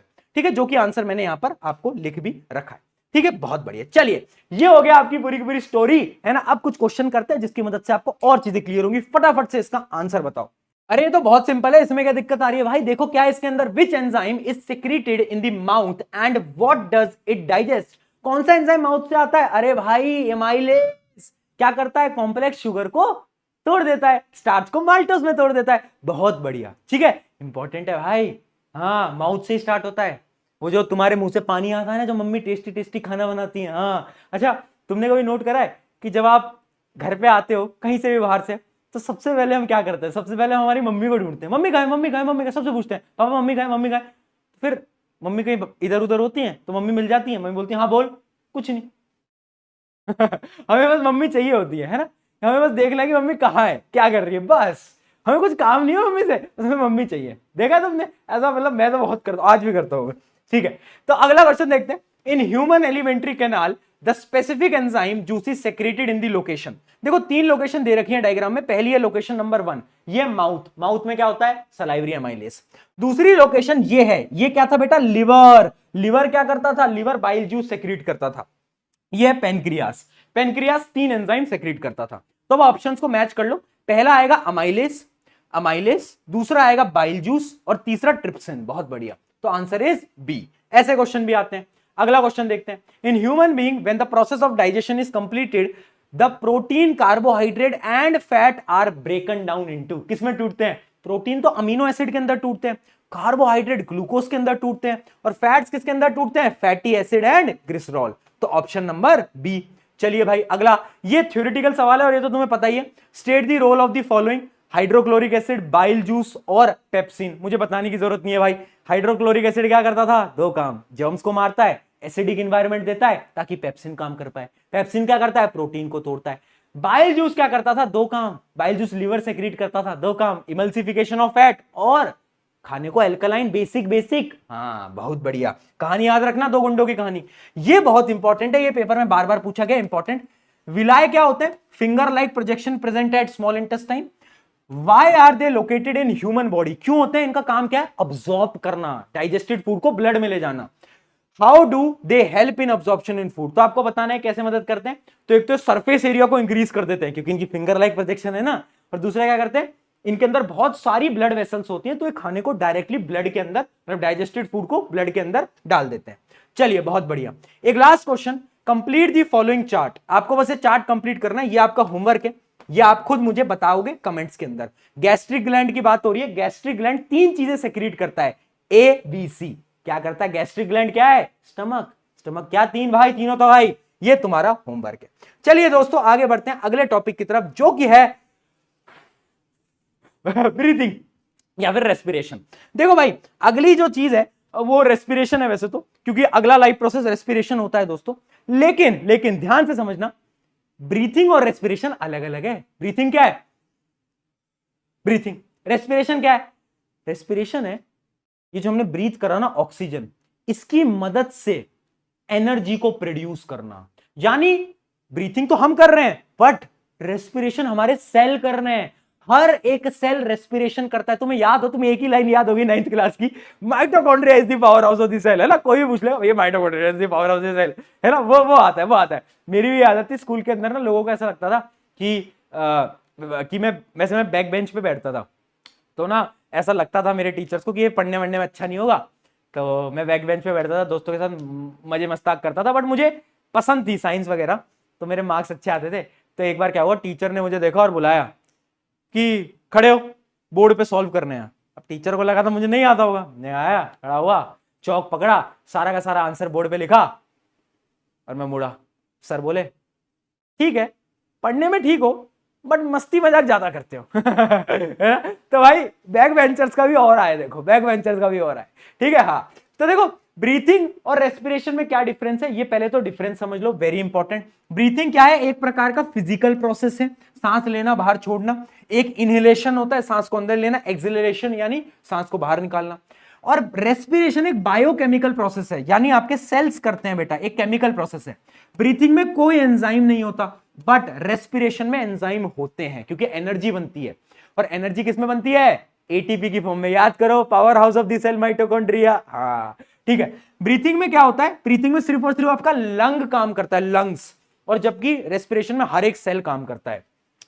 Breathing में नो एनर्जी इज रिलीज्ड, जबकि रेस्पिरेशन में एनर्जी निकलती है इन द फॉर्म ऑफ एटीपी, यहां पर लिखा भी हुआ है, ठीक है। अच्छा ये सेल के बाहर का प्रोसेस है, यानी एक एक्स्ट्रा सेलुलर प्रोसेस, और रेस्पिरेशन क्या है, इंट्रा सेलुलर प्रोसेस, यानी सेल के अंदर का प्रोसेस है भैया। हाँ जी चलिए, तो ये आप ये समझ गए। तो सबसे पहले बेटा ये रेस्पिरेशन की डेफिनेशन देख लो, बच्चों को बहुत प्रॉब्लम आती है।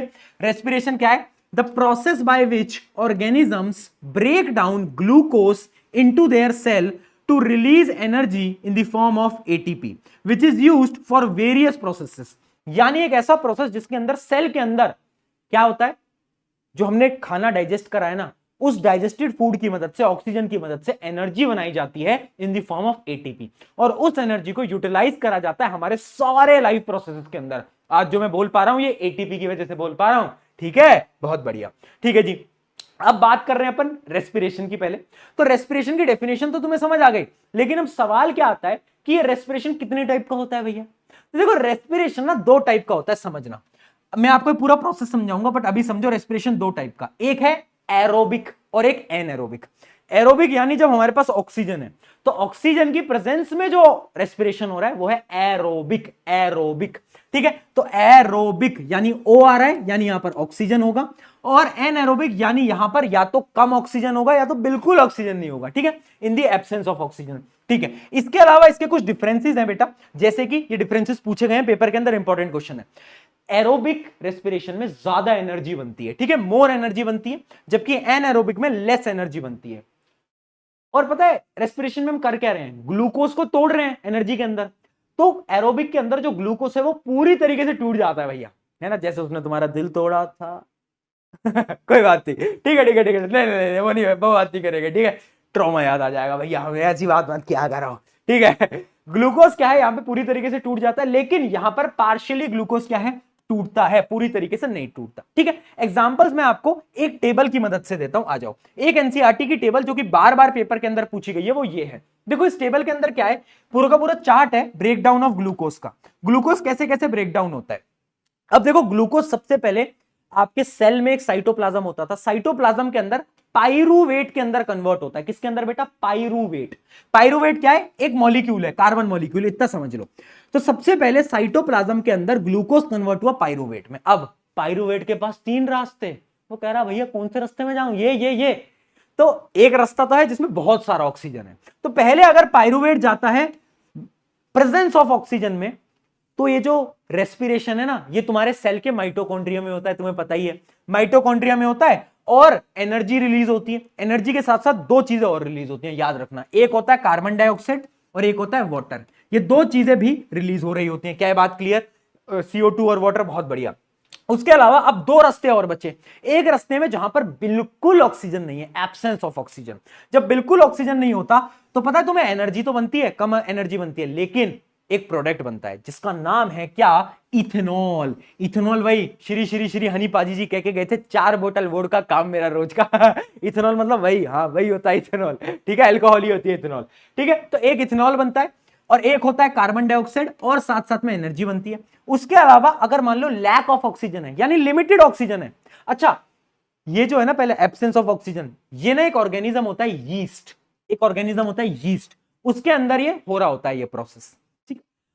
और अगर कम ऑक्सीजन है तो, जैसे कि कभी कभार हम फुटबॉल खेल रहे हैं और हमारे मसल्स में ऑक्सीजन कम है, तो पता है क्या होगा? एनर्जी तो बनेगी, बट एक कंपाउंड बनता है जिसका नाम होता है लैक्टिक एसिड। वो जो तुम्हें क्रैम्प्स आते हैं ना, अचानक से पैर में दर्द होने लगता है, हाथ में दर्द हो जाता है, that is due to formation of lactic acid. हाँ, क्योंकि आपकी बॉडी क्या कर रही है? लैक ऑफ ऑक्सीजन में रेस्पिरेशन कर रही है, जिसकी वजह से, हाँ यही प्रोसेस है, समझ गए? जिसकी वजह से क्या हो रहा है?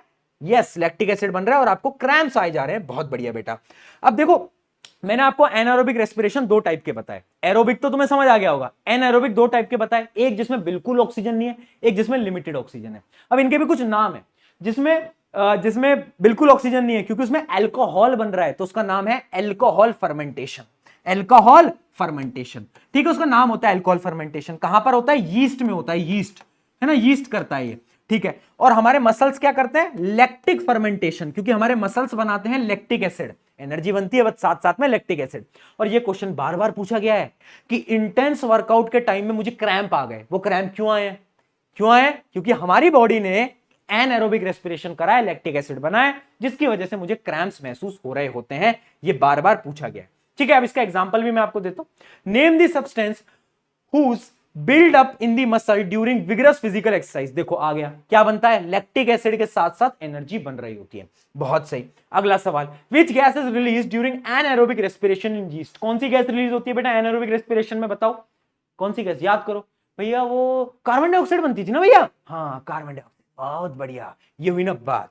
चलिए अगला, ये क्वेश्चन क्या है? एक बॉय है जो कि रन कर रहा है 400 मीटर की रेस। अरे वही क्वेश्चन है कि क्या हो रहा है कि उसको दर्द हो रहा है, उसकी हार्ट बीट बढ़ रही है। ऐसा क्यों हो रहा है? ये बताओ, ऐसा क्यों हो रहा है? आफ्टर इंटेंस वर्कआउट ऐसा क्यों होता है? इसका क्या आंसर होना चाहिए? बताओ जल्दी। इसका होना चाहिए accumulation of lactic acid and increase CO2 concentration. जब हम ज्यादा वर्कआउट करते हैं तो एक तो हमारी बॉडी में कार्बन डाइऑक्साइड ज्यादा हो जाता है, क्योंकि हम सांस ज्यादा ले रहे हैं, और एक लैक्टिक एसिड बन जाता है, जिसकी वजह से मुझे मेरे पैरों में दर्द होने लगता है। क्या है बात क्लियर है बेटा? इसके अलावा एक क्वेश्चन और है, complete the following pathway. Very important, ऐसा सवाल आता है। इसमें देखो आपको फर्स्ट और सेकंड बताना है। ये फर्स्ट क्या होगा बेटा? बताओ। ग्लूकोज साइटोप्लाज्म में किसमें कन्वर्ट होता है बेटा? बताओ। पाइरूवेट। पाइरूवेट, बहुत बढ़िया। और pyruvate in the presence of oxygen क्या देता है? एनर्जी देता है, H2O देता है, और क्या देता था? हाँ CO2 देता था भैया। बहुत बढ़िया, सही जवाब दे रहे हो तुम। चलिए अब आगे बात करते हैं किसकी? ह्यूमन रेस्पिरेटरी सिस्टम की। अभी हम सांस कैसे लेते हैं बेटा वो देखते हैं। मैं जो सांस ले रहा हूं मैं कैसे ले पा रहा हूं, तो इसके बिना बेटा कुछ स्टेप्स होते हैं, और ये डायग्राम उतना पूछा नहीं जाता, बट फिर भी देख लो एक बार, बता देता हूं। सबसे पहला होता है नाक, यानी यहाँ क्या? नॉस्ट्रिल है ना। तो सबसे पहला मेरा नॉस्ट्रिल है, नेजल पैसेज है, उसकी मदद से मैं क्या करता हूं? सांस लेता हूं, ठीक है। नेजल पैसेज से मैंने सांस ली, ऑक्सीजन लिया। अब सबसे पहले क्या आता है? सबसे पहले आता है बेटा फेरिंग्स। पहले आता है फेरिंग्स, फिर आता है लैरिंग्स। बच्चे कंफ्यूज होते हैं कि पहले लैरिंग्स आता है पहले फेरिंग्स आता है। मैं एक ट्रिक दे रहा हूं, PL ट्रिक, यानी प्रॉफिट लॉस। प्रॉफिट लॉस ऐसे याद कर लो। तो पहले P वाला आएगा यानी फेरिंग्स, फिर आएगा लैरिंग्स। अब ये जो फेरिंग्स होता है ना, इसी को हम बोलते हैं वॉइस बॉक्स। ये जो मैं बोल पा रहा हूं ना मेरे गले में डिंग डिंग डिंग डिंग डिंग डिंग डिंग डिंग, हाँ ये क्या है? Voice box. ठीक है। वॉइस बॉक्स के बाद ये जो तुम देख पा रहे हो ये होता है ट्राकिया। क्या होता है बेटा? ट्राकिया। अब ट्राकिया पे कुछ रिंग्स होती हैं जिनको मैं बोलता हूं रिंग्स ऑफ कार्टिलेज। अब ये रिंग ऑफ कार्टिलेज पता है क्या करती हैं? It prevents trachea from collapsing. अगर एक रिंग नहीं होंगी ना तो ऐसे गिर जाएगा, ऐसे गिर जाएगा। ठीक है, तो ये बहुत जरूरी चीज है। ठीक है भाई, अब ट्रैकिया से सांस अंदर जाती है और यहां पर क्या होता है, दो चीजों में डिवाइड हो जाता है जिसको हम बोलते हैं ब्रोंकाई। ये जो दो लंग्स में जा रहे हैं ना, इसको हम बोलते हैं ब्रोंकाई। ठीक है, अब ब्रोंकाइस आगे जाके ऐसे डिवाइड होते जाते हैं किसके अंदर? ब्रोंक्यूल्स के अंदर। किसके अंदर? ब्रोंक्यूल्स। और हर ब्रोंक्यूल के एंड पे एक अंगूर का गुच्छा देखा है? अंगूर का गुच्छा, उसकी तरह एक गुच्छा होता है जिसको हम बोलते हैं क्या? Alveolar sac. क्या बोलते हैं? Alveolar sac. यानी उसमें प्रेजेंट है क्या? एल्वोलाई। क्या प्रेजेंट है? एल्वोलाई, है ना। एल्वोलाई क्या है उसके बारे में भी बात कर रहे हैं। ठीक है जी, तो क्या आपको समझ आया? नॉस्ट्रिल सांस ली, नेजल पैसेज जहां से अंदर जा रहा है, फिर आया फेरिंग्स, पहला फेरिंग्स, दूसरा लेरिंग्स। लेरिंग्स क्या होता है? Voice box. फिर आता है ट्रैकिया। ट्रैकिया में क्या है? रिंग ऑफ कार्टिलेज, जो कि क्या करता है? कीप्स दी एयरवे ओपन, यानी इसी की वजह से हम सांस ले पाते हैं। ठीक है, उसके बाद क्या आता है? ब्रोंकाई। लेफ्ट में राइट में एक ब्रोंकाई के आगे जाके आता है ब्रोंक्यूल्स, और ब्रोंक्यूल्स के एंड पे आता है एक पूरा का पूरा गुच्छा। और अगर मैं एक अंगूर की बात करूं, यानी मैं बात कर रहा हूं एक एल्वोलाई की। ठीक है, अब ये एल्वोलाई क्या है भैया? ये आता है सबसे इंपॉर्टेंट। अब ये आ रहा है सबसे इंपॉर्टेंट। ये क्या है पता है तुम्हें? जब तुम ऑक्सीजन अंदर ले रहे हो और तुम CO2 को बाहर छोड़ रहे हो, तुम पता है कैसे छोड़ पा रहे हो? एल्वोलाई की मदद से। यही कर रहा है, यही है भाई जो कि ये काम कर रहा है। अब तुम बोलोगे भैया कैसे कर रहा है, समझ नहीं आया। देखो एल्वोलाई क्या करता है ना, एल्वोलाई एक बड़ी इजी सी ट्रिक यूज करता है। एल्वोलाई पहले मैं आपको बताता हूं, it is a tiny balloon like structure. जैसे कि मान लो ये है एल्वोलाई। अब एल्वोलाई ना, सबसे पहले इसकी प्रॉपर्टी है कि ये बड़ा पतला होता है और इसमें एक ब्लड वेसल जारी होती है, ऐसी एक ब्लड वेसल होती है। ब्लड कौन सा है? वो ब्लड जिसके पास कार्बन डाइऑक्साइड है। तो ये क्या करता है? उस ब्लड से बोलता है ओए अपना कार्बन डाइऑक्साइड मुझे दे दे, और मेरा ये जो ऑक्सीजन है वो तू ब्लड में रख ले। यानी हमारे खून में डायरेक्टली ऑक्सीजन पहुंच जाता है और हम कार्बन डाइऑक्साइड को बाहर छोड़ देते हैं। कौन कर रहा है? ये एल्वोलाई कर रहा है। अब तुम्हारे मन में सवाल आ रहा होगा कि ठीक है मान गए alveoli are the site of gas exchange, हम मान गए भैया यहां पर एक्सचेंज हो रहा है गैसेस का, पर कैसे हो रहा है? ये कैसे पॉसिबल है? ऐसा क्या जादू है? तो इसके लिए आपको पढ़नी पड़ेगी एक प्रेम कहानी। एक प्रेम कहानी पढ़ेंगे हम। किसकी? एक प्रेम कहानी है हीमोग्लोबिन और ऑक्सीजन की। देखो हीमोग्लोबिन क्या है? एक रेस्पिरेटरी पिगमेंट है। याद रखना हीमोग्लोबिन क्या होता है? आयरन कंटेनिंग प्रोटीन, यानी एक पिगमेंट है जिसको हम रेस्पिरेटरी पिगमेंट भी बोलते हैं। ठीक है, ये हमारे ब्लड के आरबीसी यानी रेड ब्लड सेल, इसके बारे में आगे पढ़ेंगे भी, उसमें प्रेजेंट होता है। अब इसका ना एक प्रेम है, इसका प्यार है, इसका प्यार है ऑक्सीजन से। तो याद रखना क्या है इसका मेन प्यार? कौन है इसका मेन प्यार? है ऑक्सीजन। इसको ऑक्सीजन से बड़ा प्यार है। तो अब क्या हुआ कि देखो ये अपना एल्वोलाई था, यहां से एक ब्लड वेसल जा रही थी, अब यहां पर ऑक्सीजन है, इस खून को दिखा ऑक्सीजन ऑक्सीजन, इसने बोला हीमोग्लोबिन ने, हीमोग्लोबिन मुझे ऑक्सीजन चाहिए, मेरा CO2 ले लो। प्रेम कहानी है। तो इसने CO2 दे दिया वापस एल्वोलाई में और ऑक्सीजन को अपने पास रख लिया। यानी जो गैसेस एक्सचेंज हो पा रहा है ये हो पा रहा है हीमोग्लोबिन की वजह से। इसी वजह से हम हीमोग्लोबिन को बोलते हैं रेस्पिरेटरी पिगमेंट। याद रखना रेस्पिरेटरी पिगमेंट, बहुत बढ़िया। ठीक है, तो पूरा का पूरा प्रोसेस है बेटा, इसको रीड आउट कर लेना आप कि oxygen from alveolar air diffuses into blood capillaries. ठीक है, carbon dioxide from blood diffuses into alveoli, यानी एल्वोलाई के अंदर CO2 आ गया। अब क्या होता है जब हम एक्सेल करते हैं, सांस छोड़ते हैं, तो वो CO2 बाहर निकल जाती है।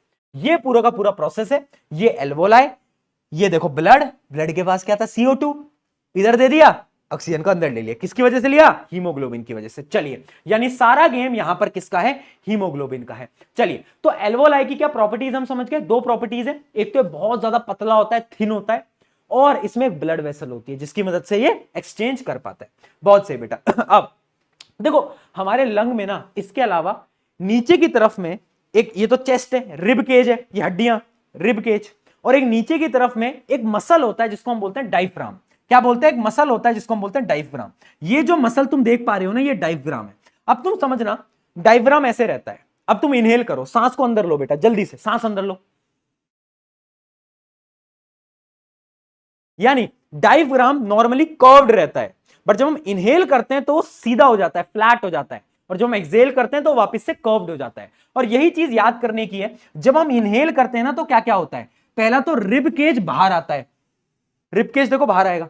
उसके अलावा डायफ्राम हमारा फ्लैट हो जाता है, एकदम सीधा हो जाता है, मैंने आपको बताया। उसके अलावा जो चेस्ट की कैविटी है, यानी जो चेस्ट का साइज है, वो मेरा इंक्रीज कर जाता है। और जब मैं एक्सेल करता हूं तब क्या होता है, एक्सेल में जो रिब है वो डाउन जाता है। डायफ्राम क्या होता है, रिलैक्स करता है। डायफ्राम ऐसा रहता है, इनहेल करूंगा तो सीधा हो जाएगा, फ्लैट हो जाएगा, ठीक है, इस पे एमसीक्यू आता है। और चेस्ट कैविटी यानी जो चेस्ट का साइज है वो कम हो जाता है ना, चेस्ट का साइज कम हो जाता है एक्सेल के टाइम पे। क्या ये चीज बेटा समझ आई, जल्दी बताओ। क्या हमें सारा कॉन्सेप्ट ये समझ आ चुका है? तो हम कुछ क्वेश्चन देखते हैं फटाफट से, उससे आपको क्लैरिटी मिलेगी। Give the reason ring of cartilage are present in throat. Ring of cartilage क्या करते हैं, prevent windpipe from collapsing, यानी इसका काम क्या है, ये कोलैप्स से बचाता है। Lung always contain residual volume of air, यानी लंग के पास ना कुछ वॉल्यूम हमेशा रहती है। जब तुम एक्सहेल कर देते हो ना, उसके बाद भी थोड़ा सा उसके अंदर होता है, मतलब एयर रहती है, सारी एयर बाहर नहीं आती। क्यों नहीं आती समझना, to allow continuous exchange of gas and prevent lung collapse. अगर सारी हवा बाहर चली जाएगी ना तो लंग पिचक जाएगा, लंग कोलैप्स कर जाएगा, ठीक है। अगला, the diaphragm flattens and rib are lifted up when we breathe in. Obviously बात है, क्यों होता है ये, ताकि चेस्ट का साइज बढ़ सके और ज्यादा एयर को अंदर ले पाए, ठीक है। Walls of alveoli contain extensive network of blood vessel, क्यों, to exchange CO2 and oxygen. क्या करना है, एल्वोलाई को ऑक्सीजन देना है, CO2 लेना है, ठीक है, बहुत बढ़िया। क्या है बात समझ में आई? अगला देखते हैं, Why is respiratory pigment needed in multicellular organism? Very important question. Respiratory pigment क्या है, हीमोग्लोबिन। हीमोग्लोबिन क्यों इंपॉर्टेंट है हमारे अंदर, बिकॉज हीमोग्लोबिन गैस एक्सचेंज में काम आता है। अगर हीमोग्लोबिन नहीं होगा ना तो तुम्हारे ब्लड में ऑक्सीजन नहीं होगा, तो इसलिए हीमोग्लोबिन इज वेरी इंपॉर्टेंट, ठीक है। तो जो मल्टी सेलुलर ऑर्गेनिजम्स होते हैं उनके अंदर हीमोग्लोबिन बहुत इंपॉर्टेंट होता है, जो कि ब्लड के अंदर प्रेजेंट होता है। इसके बारे में भी हम डिटेल में आगे भी पढ़ेंगे जब हम ट्रांसपोर्टेशन स्टार्ट करेंगे। चलिए अगला क्वेश्चन, अभी उसके बारे में पढ़ लेंगे। अगला, describe the exchange of gases in alveoli. Alveoli कैसे करता है बेटा एक्सचेंज ऑफ गैसेस, याद करो याद करो याद करो फटाफट, कैसे करता है। And why are alveoli richly supplied with blood vessel. अब देखो एल्वोलाई कैसे करता है, पॉइंट टू पॉइंट याद रखना। Each alveoli is surrounded by network of thin walled blood capillaries, यानी पतली पतली ब्लड कैपिलरीज होती है, ठीक है। Oxygen present in inhaled air diffuses from alveoli, यानी जो हमने ऑक्सीजन आया वो हमारे एल्वोलाई में आया, और एल्वोलाई क्या करता है, उस ऑक्सीजन को ब्लड में भेज देता है, एंड जो ब्लड में CO2 है, कार्बन डाइऑक्साइड है, उसको वापस से अपने पास बुला लेता है, ठीक है। Carbon dioxide from deoxygenated blood कहां पर आ जाता है, एल्वोलाई में आ जाता है। फिर क्या होता है, एल्वोलाई एक्सहेल के टाइम पे वो एल्वोलाई से बाहर आता है, लंग्स में आता है, और हम एक्सहेल कर देते हैं। तो पूरा का पूरा क्या है प्रोसेस है, याद रखना, इट इज वेरी इंपॉर्टेंट, है ना। ये बार बार पूछा गया है कि एल्वोलाई कैसे काम करता है। चलिए ये हो गया एनिमल्स के रेस्पिरेशन की बात खत्म, है ना। और एक लाइन याद आ गई मुझे, क्या कि एक बहुत प्यारी लाइन है कि ले चल मुझे दूर कहीं, ले चल मुझे दूर कहीं, जहां तू मुस्कुराए मेरी मंजिल है वहीं। अरे बेटा पढ़ ले, पीछे देख तेरी मम्मी है खड़ी, पढ़ ले पेपर है तेरा। अगला, रेस्पिरेशन इन प्लांट के बारे, शायरी वारी नहीं पढ़ाई। रेस्पिरेशन इन प्लांट क्या है, क्या प्लांट भी रेस्पिरेशन करते हैं, बिल्कुल करते हैं। कैसे करते हैं, अरे एक्सचेंज तो करते हैं ना, रेस्पिरेशन नहीं करते बट ब्रीथिंग तो करते हैं, गैसेस का एक्सचेंज तो करते हैं। कैसे करते हैं, देखो बेटा, पहली चीज स्टोमेटा की मदद से बता चुका हूं, ठीक है। उसके अलावा याद रखना, कुछ पोर्स होते हैं प्लांट के पास, कुछ पोर्स होते हैं जिनको हम बोलते हैं लेंटिसेल्स। उनकी स्टेम, जो स्टेम होती है प्लांट की, उसमें कुछ पोर्स होते हैं जिनको हम बोलते हैं लेंटिसेल, उनकी मदद से वो गैसेस को एक्सचेंज करते हैं। उसके अलावा रूट की मदद से भी, generally surface of the root की मदद से भी गैसेस को एक्सचेंज करते हैं। अब प्लांट क्यों गैसेस को एक्सचेंज कर रहे हैं दो काम, एक तो फोटोसिंथेसिस करना है, दूसरा इनको भी रेस्पिरेशन करना है भाई, एनर्जी तो इनको भी बनानी है ना, तो रेस्पिरेशन तो ये भी करेंगे, ठीक है। अब यहां पर एक बड़ा अच्छा इंटरेस्टिंग सवाल आता है कि जब दिन हो रहा होता है तो प्लांट दोनों प्रोसेसेस करता है, देखो फोटोसिंथेसिस भी करता है, रेस्पिरेशन भी करता है। पर जैसी रात होती है तो जिंदा रहने के लिए रेस्पिरेशन तो करना पड़ेगा, है ना, एनर्जी तो बनानी पड़ेगी। लेकिन रात को सिर्फ और सिर्फ रेस्पिरेशन कर सकता है, फोटोसिंथेसिस नहीं कर सकता, क्योंकि सूरज की रोशनी नहीं है। कैसे करेगा फोटोसिंथेसिस, तो याद रखना जो प्लांट्स होते हैं वो दिन में तो ऑक्सीजन देते हैं, क्यों, क्योंकि फोटोसिंथेसिस में बहुत सारी ऑक्सीजन बनती है, बट रात को क्योंकि वो सिर्फ रेस्पिरेशन करते हैं। और रेस्पिरेशन में क्या बनता था बेटा, याद करो, CO2 बनता है ना, एनर्जी, H2O CO2, यस। इस वजह से प्लांट रात को CO2 रिलीज कर रहे होते हैं, है ना। तो एक ऐसे क्वेश्चन आता है, which of the following statement is true about respiration in plant, इनमें से कौन सी स्टेटमेंट ट्रू है? तो डी ऑप्शन पढ़ोगे, both photosynthesis and respiration occur in the leave during day, दोनों चीजें होती हैं, ठीक है। इसके अलावा हाउ डू फिशेस ब्रीथ, ये भी एक छोटा सा सवाल आ जाता है। ये आता है सवाल कि फिशेस ना, फिशिंग की जो ब्रीथिंग रेट है, जो मछली होती है उसकी जो ब्रीथिंग रेट है वो ज्यादा होती है एनिमल्स के कंपैरिजन में, ऐसा क्यों? अरे सिंपल है यार, पानी में ऑक्सीजन कम है तो उसे ज्यादा पानी को बार बार लेना पड़ेगा ताकि उस पानी से वो ऑक्सीजन खींच पाए, क्योंकि रेस्पिरेशन तो उसको भी करना है ना रे बीड़ू, रेस्पिरेशन करना जरूरी है, ठीक है, बहुत बढ़िया। तो पहले याद रखना, फिशेस यूज गिल, उसके पास एक स्पेशलाइज्ड ऑर्गन होता है, जैसे हमारे पास लंग होता है उनके पास गिल होता है, to absorb dissolved oxygen from the water. अब इसमें ये जो सवाल आता है वो मैं आपको बता रहा हूं, why do aquatic organism have faster breathing rate? इसका सिंपल सा आंसर है, because water has less dissolved oxygen, come oxygen है यार पानी में एयर के कंपैरिजन में, तो बार बार ब्रीथ करना पड़ेगा ना यार। तो याद रखना इनके पास एक स्पेशलाइज्ड ऑर्गन होता है जिसको हम बोलते हैं गिल। चलिए अब यहां पर रेस्पिरेशन होता है खत्म, एंड लेट अस स्टार्ट अगला टॉपिक जो कि है ट्रांसपोर्टेशन। अब हम करेंगे बात दिल की, दिल से, दिल की बात दिल से करते हैं, मैं बस पानी भी आता हूं। चलो अब तुम सोच रहे होगे कि ये ट्रांसपोर्टेशन क्या होता है। देखो ट्रांसपोर्टेशन भी लाइफ प्रोसेस है। अभी तक हमने दो लाइफ प्रोसेस पढ़ लिए हैं, एक था न्यूट्रिशन और एक था रेस्पिरेशन। एक बार समराइज कर लेते हैं। न्यूट्रिशन क्या था? जिसके अंदर हमें खाना खाना था और एनर्जी को ऑब्टेन करना था। कैसे? हमने माउथ से स्टार्ट करा, माउथ में क्या था? सलाइवरी अमाइलेज, बहुत बढ़िया। ईसोफेगस, जिसमें से क्या गया? पेरिस्टाल्टिक मूवमेंट करके खाना पेट तक गया। फिर आया स्टमक, स्टमक के पास कहते हैं तीन भाई तीनों तबाई, एचसीएल, म्यूकस और पेप्सिन, बहुत बढ़िया, तीनों के काम याद रखना। उसके अलावा फिर खाना नीचे जा ही रहा था, तभी उसे मिल जाते हैं दो गुंडे। पहला गुंडा कौन था? एक था लिवर, एक था पैनक्रियास। लिवर ने दो काम करे, लिवर ने बाइल जूस सेक्रेट करा था और दो काम करे थे, याद है क्या? क्या करा था? इमल्सिफिकेशन ऑफ फैट और खाने को एल्कलाइन बनाया था, यानी बेसिक बनाया था। उसके बाद इस गुंडे ने, दूसरे गुंडे ने, पैनक्रियाज ने बोला कि अब मुझे तीन काम करने पड़ेंगे, तो उसने तीन एंजाइम रिलीज करे थे, अगर तुम्हें याद हो तो ट्रिप्सिन, लाइपेस और पेनक्रियाटिक अमाइलेस। फिर खाना जाता था स्मॉल इंटेस्टाइन में, जहां पर क्या थे? विलाय, फिंगर लाइक स्ट्रक्चर, वो खाने को ऑब्जॉर्ब कर लेते थे, और जो वेस्ट था वो लार्ज इंटेस्टाइन में, लार्ज इंटेस्टाइन से एनस में। ये तो था ह्यूमन न्यूट्रिशन। और फिर हमने पढ़ा रेस्पिरेशन। रेस्पिरेशन में गेम याद रखना, गेम है कहां का? आपकी लंग्स का। लंग्स के अंदर क्या होता है? एल्वोलाई। एल्वोलाई में क्या होता है? Blood vessel. और ब्लड के अंदर क्या है? हीमोग्लोबिन, जो कि है रेस्पिरेटरी पिगमेंट। वो क्या करता है? ऑक्सीजन को अपने पास बुला लेता है, जिसकी मदद से आपका जो डीऑक्सीजनेटेड ब्लड था वो वापस से ऑक्सीजनेटेड हो जाता है। तो ये पूरी की पूरी कहानी अभी तक की रही है। अब हम बढ़ रहे हैं ट्रांसपोर्टेशन, अगला लाइफ प्रोसेस। देखो ट्रांसपोर्टेशन के अंदर भी ना तीन चीजें हैं, तीन भाई हैं यहां पर भी। कौन कौन से भाई? सबसे पहले भाई की अगर मैं बात करूं तो वो है blood. Blood is a tissue, blood is a connective tissue, ठीक है। ट्रांसपोर्ट करने के सबसे इंपॉर्टेंट कौन है? ब्लड। उसके अलावा ब्लड वेसल्स, जिसमें से कि ये खून जाने वाला है, और लास्ट आ जाता है दिल, है ना। और दिल ने ये कहा है दिल से, दिल ने ये कहा है दिल से, तुम्हारा कट रहा है फिर से, ठीक है। तो दिल का काम क्या है? दिल का काम है पंप करना, कुछ और नहीं। अरे भैया नहीं, मैंने दिल दे दिया, ये कर दिया, नहीं, दिल का काम पंप करना है। अगर तुमने किसी को दिल दिया तो तुम भी खल्लास, एकदम खल्लास। तो सबसे पहले ट्रांसपोर्टेशन क्या है? Transportation in living organism refers to the process of moving food, water, oxygen and other essential material to different part of the body. अलग अलग पार्ट्स में हमें खाना वाना सब कुछ ले जाना है। कौन काम करेगा? ये तीन भाई यहां पर काम करने वाले हैं। Heart is a pumping organ बेटा, किसी को दिल मत दो, और अगर किसी को दिल दिया भी है तो देख लो, तुम उसको आयुषी मान रहे हो, क्या पता वो तुम्हारे बगल वाला दोस्त आयुष निकल जाए। क्या पता वही फेक आईडी बना के तुमसे चैट कर रहा है, तो पता भी कर लो, ठीक है।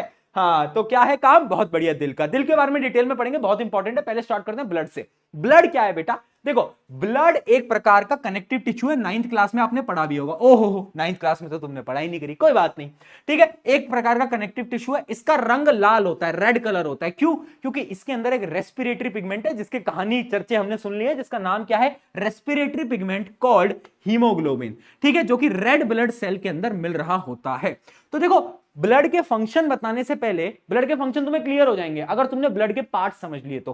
बेसिकली ब्लड के कितने पार्ट होते हैं? तीन पार्ट्स होते हैं। सबसे पहला पार्ट क्या है? ब्लड प्लाज्मा, यानी जो लिक्विड पार्ट है ना ब्लड के अंदर, जिस वजह से ब्लड मूव कर पाता है, वो क्या है? ब्लड का प्लाज्मा। इसका जो कलर होता है ना, वैसे इसका कलर थोड़ा सा पेल येलो टाइप का होता है, और इसके अंदर क्या होता है? फ्लूइड मीडियम कैरिंग न्यूट्रिएंट्स, यानी ये न्यूट्रिएंट, वेस्ट, सब कुछ इसके अंदर होता है प्लाज्मा के अंदर, ठीक है। अब आते हैं ब्लड सेल्स, यानी ब्लड कॉर्पुसेल्स। दो टाइप के ब्लड कॉर्पसेल्स होते हैं, आपको पता भी होगा, आरबीसी, आरसीबी नहीं आरबीसी ठीक है, आरसीबी फैंस, हाँ डब्ल्यूबीसी, ठीक है। तो एक होता है रेड ब्लड सेल और एक होता है व्हाइट ब्लड सेल। देखो रेड ब्लड सेल क्या करता है, इसके चर्चे हमने सुन लिए कि इसके अंदर होता है हीमोग्लोबिन, और हीमोग्लोबिन क्या करता है, ऑक्सीजन के ट्रांसपोर्ट के अंदर काम आता है, ऑक्सीजन और कार्बन डाइऑक्साइड दोनों के ट्रांसपोर्ट में काम आ रहा होता है, बहुत बढ़िया। अगला होता है व्हाइट ब्लड सेल, ये एक तरीके से वॉरियर है, ये क्या करता है, हमारी बॉडी को प्रोटेक्ट करता है, तो provides immunity, produce antibodies against diseases, diseases से लड़ने के काम आता है। और एक चीज और है, थर्ड चीज, जो कि है प्लेटलेट्स, वेरी इंपॉर्टेंट। कभी चोट लगी होगी तो कुछ दिनों में वो चोट भर जाती है, क्यों भर जाती है, ड्यू टू प्लेटलेट्स। यानी ये प्लेटलेट्स क्या है, हेल्प इन ब्लड क्लॉटिंग, यानी कहीं पे चोट लगती है जो क्लॉटिंग हो जाती है ना, वो यही प्लेटलेट्स करा रहे हैं। तो ये ब्लड के सारे काम है। अब क्या तुम खुद फंक्शन नहीं लिख सकते ब्लड का, ब्लड के फंक्शन तुम खुद लिख सकते हो। अब तो पहला काम क्या हो गया ब्लड का, देखो पहला काम हो गया क्या, ट्रांसपोर्ट कराना, किसका transport, oxygen, nutrients, carbon dioxide, बहुत बढ़िया। दूसरा काम ऑक्सीजनेशन, यानी क्योंकि ब्लड के पास आरबीसी होता है, आरबीसी के पास हीमोग्लोबिन, हीमोग्लोबिन ऑक्सीजन को जोड़ लेता है, तो जो ऑक्सीजन की सप्लाई है सबसे इंपॉर्टेंट रोल उसमें ब्लड प्ले करता है, ठीक है, ब्लड बहुत जरूरी है, बहुत बढ़िया। अगला डिफेंस, यानी कोई भी डिसीज आएगा तो उससे कौन लड़ेगा, डब्ल्यूबीसी लड़ेगा, तो इम्यूनिटी भी प्रोवाइड कर रहा है। अगला है टेम्परेचर रेगुलेशन, हमारी बॉडी का जो टेम्परेचर रेगुलेट करता है ना, वो भी ब्लड करता है। एंड क्लॉटिंग, क्लॉटिंग भी मैंने आपको बता दिया, ब्लड प्लेटलेट्स ब्लड की क्लॉटिंग करते हैं। ये 5 पॉइंट बेटा याद रखना, बार बार पेपर के अंदर पूछा गया फंक्शन ऑफ ब्लड, और बच्चों को याद नहीं रहता, पर तुम्हें याद रहेगा, क्यों, क्योंकि तुम पीके भैया से पढ़ के आए हो ना। चलिए ये तो हो गया ब्लड के बारे में। अब आती है क्या, ब्लड वेसल्स। 3 प्रकार की ब्लड वेसल्स हैं। वेसल्स क्या होती है, ट्यूब, 3 प्रकार की ट्यूब हैं, एक होती है आर्टरीज, एक होती है क्या, वेन्स, और एक होती है कैपिलरीज। एक एक करके समझते हैं। देखो एक ट्रिक बता रहा हूं बेटा याद करने की, आर्टरीज यानी इसमें ए आ रहा है, और ए से एक और शब्द होता है अवे, अवे अवे, यानी ये जो आर्टरीज है ना, ये ब्लड को दिल से दूर लेके जाएंगी हमेशा, यानी ये ब्लड को कहां लेके जाएंगी, दिल से अवे, दूर लेके जाएंगी। वेन्स का उल्टा काम है, वेन्स टुवर्ड लेके जाती हैं, यानी दिल की तरफ लेके जाती हैं। कैपिलरीज क्या है, ये आर्टरीज और वेन को कनेक्ट करती हैं, यानी ये मध्य मार्ग है, ये जोड़ता है दोनों को, ठीक है, बहुत बढ़िया। ठीक है, तो ये आपको पता होगा, carry blood away from the heart, carry blood towards the heart, ठीक है भैया। अगली चीज याद रखना, arteries always carry oxygenated blood, but एक एक्सेप्शन है, जैसे वो क्लास में नहीं होता एक बच्चा जो कि बैक बेंच पे तो बैठा है, लेकिन जब उसका रिजल्ट आता तो सब शॉक हो जाते हैं, अरे इसने कैसे टॉप कर लिया, है ना, तुम भी हो सकते हो। तो वैसे यहां पर एक एक्सेप्शन है, वैसे तो हमेशा ऑक्सीजनेटेड ब्लड कैरी करता है, बट एक एक्सेप्शन आ जाता है जो कि है पल्मनरी आर्टरी, पल्मनरी आर्टरी, बहुत बढ़िया। वेन भी हमेशा डीऑक्सीजनेटेड ब्लड कैरी करता है, यानी गंदा खून यानी CO2 वाला खून, बट यहां पर भी एक एक्सेप्शन है, वही सेम पल्मनरी वेन, ठीक है, बहुत बढ़िया। और कैपिलरीज तो दोनों को कैरी करता है, ठीक है, मतलब ऑक्सीजनेटेड डीऑक्सीजनेटेड दोनों के ब्लड को कैरी करता है, बहुत बढ़िया। अब देखो जो प्रेशर है ना बेटा, आर्टरीज में प्रेशर बहुत हाई होता है, ब्लड प्रेशर, क्यों, क्योंकि आर्टरीज दिल से खून को दूर लेके जा रहे हैं, और दिल कैसे धड़कता है, धक धक धक धक धक धक, है ना, तो जब एक खून को ऐसे ले जा रहे हैं ना, तो बहुत प्रेशर से खून आता है, यहां पर प्रेशर हाई, यहां पर लो, वहां पर भी लो, ठीक है। वॉल की थिकनेस, याद रखना आर्टरीज की वॉल की थिकनेस मोटी होती है, ये थिक होता है, ये थिन होता है, और वो तो वेरी थिन होता है। अब ये थिक क्यों होता है, क्योंकि इसको हाई प्रेशर के ब्लड को कैरी करना है, अगर ये पतला हुआ तो फट जाएगा भाई, अगर पतला पाइप हुआ तो फट सकता है ना, हाँ बहुत बढ़िया। अगली चीज है वॉल्व, याद रखना valve are only present in vein, vein में वॉल्व प्रेजेंट होते हैं। अब तुम पूछोगे भैया वॉल्व क्या करते हैं, इसमें बार बार क्वेश्चन पूछा गया है, देखना बेटा, ये होती है आपकी वेन, ठीक है। अब वेन में ना ऐसे वॉल्व प्रेजेंट होते हैं, ये क्यों होते हैं, खून मान लो आ रहा है आपके पैर से आपके दिल तक, अब ऐसा भी तो हो सकता है कि वो खून नीचे चला जाए, यानी खून उल्टा चला जाए और तुम्हारे दिल तक पहुंच ही ना पाए, इससे तुम्हारी डेथ हो जाएगी। तो उसी से प्रिवेंट करने के लिए वॉल्व लगे होते हैं, खून जैसे ऊपर आता है यहां पर खून लॉक हो जाता है, फिर आगे जाता है यहां पर लॉक हो जा सकता है, यानी वो खून नीचे नहीं जा सकता। तो वॉल्व क्या कर रहे हैं, बैक फ्लो को प्रिवेंट कर रहे हैं, और यही क्वेश्चन पूछा गया था, valve in when help in preventing back flow of the blood, very important, star mark कर लेना, बार बार पूछा गया है कि वॉल्व क्या करते हैं, क्यों प्रेजेंट होते हैं वेन्स में, क्योंकि ये बैक फ्लो को रोकते हैं, पीछे जाने से रोकते हैं, बहुत सही बेटा, ठीक है। फंक्शन तुम समझ गए, आर्टरीज क्या कर रहे हैं, दिल से दूर पूरी बॉडी में, और ये पूरी बॉडी से दिल में लेके आ रहे हैं खून को, और कैपिलरीज तो बेचारे बीच में कनेक्ट कर रहे हैं, ठीक है भैया, ये चीजें हमें क्लियर हो चुकी हैं, है ना। अब यहां पर कुछ काम की बात लिखी हुई है कि सबसे बड़ी आर्टरी हमारे शरीर की होती है आयोटा, ये नाम अभी बहुत आने वाले हैं तो इनको याद कर लो, ठीक है। आयोटा लार्जेस्ट आर्टरी होती है आयोटा, ठीक है। Only artery that carries deoxygenated blood, अकेली आर्टरी जो कि डीऑक्सीजनेटेड ब्लड को कैरी करती है वो है पल्मोनरी आर्टरी। सिमिलरली सबसे बड़ी वेन आपके शरीर की कहलाती है वीना कावा। क्या? वीना कावा। और इकलौती ऐसी वेन जो कि ऑक्सीजनेटेड ब्लड को कैरी करती है वो कौन सी है? Pulmonary vein. ये एमसीक्यूज में पूछी जाती हैं चार चीजें, तो आपको याद रहना चाहिए। चलिए अब बढ़ते हैं फंक्शनिंग ऑफ हार्ट, दिल की बातें दिल से करते हैं। चलिए अब इसमें बड़ी एक इंपॉर्टेंट चीज आती है समझना, दिल कैसे काम करता है ना, दिल के कितने चैम्बर होते हैं, ये डायग्राम बहुत जरूरी है ना। कभी कभार पूछ लेते हैं, आजकल कम पूछा जा रहा है बट पूछ सकते हैं। मैं आपको एक सिंपल डायग्राम से समझाता हूं। देखो पहला दिल होता है, दिल के होते हैं भैया चार चैम्बर, चार चैम्बर बना लेना, ठीक है। एक देखो लेफ्ट साइड राइट साइड, ऐसे देखना होता है बेटा, ऐसे left side right side, left side right side, ठीक है। ये लेफ्ट है ये राइट है, ऐसे नहीं देखना कि भैया ये तो राइट है ये तो लेफ्ट है, नहीं नहीं नहीं, ऐसे देखना है ये लेफ्ट है राइट है, ठीक है। तो एक होता है लेफ्ट साइड, एक होता है राइट साइड। अब ये जो ऊपर वाला होता है ना, इसके दो नाम होते हैं, या तो इसको एट्रियम बोलते हैं या तो इसको ऑरिकल बोलते हैं, दो नाम होते हैं। और इसको हम बोलते हैं क्या? इसको हम बोलते हैं वेंट्रिकल। इसको हम क्या बोलते हैं? इसको हम बोलते हैं वेंट्रिकल, ठीक है। ये ऑरिकल है एट्रियम, ये वेंट्रिकल। यहां पर भी ऑरिकल है एट्रियम, ये वेंट्रिकल। ये क्या होगा? लेफ्ट, बोलो left atrium left ventricle, right atrium right ventricle. अब देखो गेम कहां से होता है, ये पूरा का पूरा समझ लो बेटा, फ्लो चार्ट एक कहानी की मदद से समझा दूंगा, कभी नहीं भूलोगे, 5 से 10 मिनट लगेंगे। देखो ये है आपका लंग, मान लो ये लंग है। लंग क्या करता है बेटा? लंग क्या करता है? खून को ऑक्सीजनेटेड बनाता है, यस और नो? हाँ। तो ऑक्सीजनेटेड ब्लड आएगा, दिल की तरफ खून को लेके आना है, ठीक है भैया, बहुत बढ़िया। तो दिल की तरफ खून आता है सबसे पहले लेफ्ट साइड में, लेफ्ट साइड में खून आता है, कहां से? लंग से। ये लंग है, लंग से खून आया कहां पर? दिल की तरफ, लेफ्ट साइड में एंट्री होती है, ठीक है। लेफ्ट एट्रियम में, यानी ये होती है लेफ्ट एट्रियम में, फिर आती है लेफ्ट वेंट्रिकल में, मतलब ऐसे खून नीचे जाता है, और उसके बाद ये खून यहां से निकल के पूरी बॉडी में जाता है, यानी यहां पर होगी बॉडी। तो अब वो आपका जो खून जा रहा है बेटा, वो पूरे के पूरे शरीर में जा रहा है, आपकी बॉडी के अंदर जा रहा है, ठीक है। अब बॉडी से क्या हुआ? रेस्पिरेशन हुआ, कार्बन डाइऑक्साइड निकला। अब ये खून वापस से डीऑक्सीजनेटेड हो गया है। अब ये डीऑक्सीजनेटेड ब्लड है ना, ये पता कहां आएगा? ये वापस से आएगा अब यहां, यानी राइट एट्रियम में। राइट एट्रियम से जाएगा राइट वेंट्रिकल में, और राइट वेंट्रिकल से अब ये वापस जाएगा कहां पर? ये जाएगा लंग के पास, और ये साइकिल चलती रहेगी चलती रहेगी। अब यहां पर जो नामकरण है ना, वो बहुत इंपॉर्टेंट है। मैं आपको नामकरण दिखाता हूं। सबसे पहले आप ये देखो, कॉन्सेप्ट समझ गए ना? लेफ्ट साइड में ऑक्सीजनेटेड ब्लड आता है, और राइट साइड में क्या आता है? डीऑक्सीजनेटेड ब्लड आता है। लंग से आया बॉडी, बॉडी टू हार्ट, और हार्ट टू वापस, बहुत बढ़िया लंग, ठीक है। ये समझ गए ना? अब मैं आपको एक बहुत अच्छे डायग्राम की मदद से आपको पूरी की पूरी कहानी इजीली समझा दूंगा। देखो खून को लेके कौन आता है, ये नाम हमें याद करने पड़ेंगे। ऑब्वियस सी बात है, दिल से खून हार्ट में कौन लेके आएगा? हार्ट में खून कौन लाता है? वेन लेके आएगा। कौन सा वेन लेके आएगा? Pulmonary vein. अब यहां से लेफ्ट वेंट्रिकल से बॉडी में खून कौन लेके जाएगा? वो होगा एक आर्टरी जो कि है आयोटा। उसके बाद यहां से खून वापिस आएगा कहां पर? राइट एट्रियम में। वो कौन लेके आएगा? वो लेके आएगा वीना कावा, एक प्रकार की वेन। और उसके बाद खून यहां से वापस लंग में जाएगा, जो कि पल्मोनरी आर्टरी लेके जाएंगी। अब ये भैया याद नहीं होता किसी को, मेरे पास एक ट्रिक है। अब उनके पास एक ट्रिक है भैया, देखो ट्रिक देखते हैं बेटा। एक तुम्हें कहानी याद करनी है, वो एक बैडमिंटन प्लेयर थी ना, पीवी सिंधु, तुम्हें पता होगा। तो देखो पीवी सिंधु ने ना मेडल जीत लिया, और उनको अब अपने घर वालों को ना वीडियो कॉल करनी है और दिखाना है कि देखो पापा मम्मी मैंने ना मेडल जीत लिया है। तो वो कैसे करेंगे? देखो पीवी सिंधु जी ने बोला अयो, अयो जैसे साउथ में नहीं बोलते अयो, तो उन्होंने क्या बोला?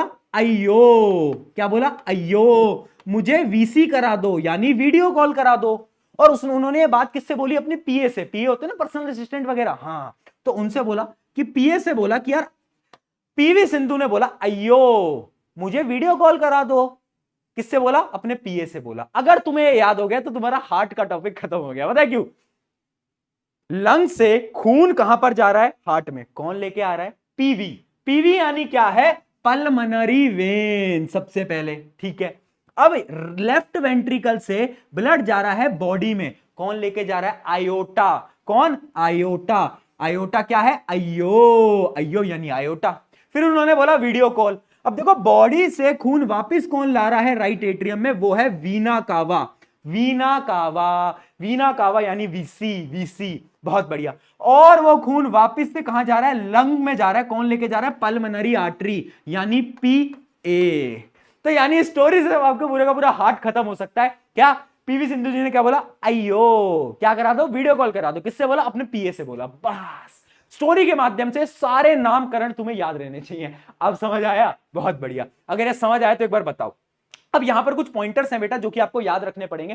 पहला पॉइंटर, ये जो बीच वाली दीवार है इसको हम सेप्टम बोलते हैं। ये क्या है, ये सेप्टम है, डिवाइडिंग वॉल, इसको हम क्या बोलते हैं बेटा, सेप्टम बोलते हैं। अगर आप क्लियरली आपको दिख रहा होगा, ठीक है। उसके अलावा मैंने आपको पूरा का पूरा फ्लो तो बता दिया। एक चीज याद रखना, वीना कावा ना, ये देखो वीना कावा के दो एंट्री पॉइंट है। एक तो है लोअर बॉडी से, यहां से आया वीना कावा, और एक अपर बॉडी से, यानी एक तो अपर बॉडी एक नीचे की बॉडी, दोनों से जो ब्लड है वो आता है कहां पे, वीना कावा लेके आता है और राइट एट्रियम में वो चला जाता है। क्या ये बात क्लियर है, बहुत बढ़िया। इसके अलावा कुछ डिफरेंसेस बेटा जो कि आपको याद रहने चाहिए, वो डिफरेंसेस क्या है, एट्रियम और वेंट्रिकल का सबसे पहले डिफरेंस, ठीक है, एट्रियम और वेंट्रिकल। अच्छा, आपके हार्ट का साइज क्या होता है आपको पता है, आपके फिस्ट इतना, ये बस इतना होता है आपका, हाँ इतना सा आपका दिल होता है, पर कितना जरूरी काम करता है ना, इसलिए किसी को दिल मत दिया करो, ठीक है, दिल बहुत जरूरी है दिल नहीं देना किसी को, हाँ ठीक है। एट्रियम वेंट्रिकल में समझ लो, ये अपर चैम्बर होता है, ये लोअर चैम्बर होता है।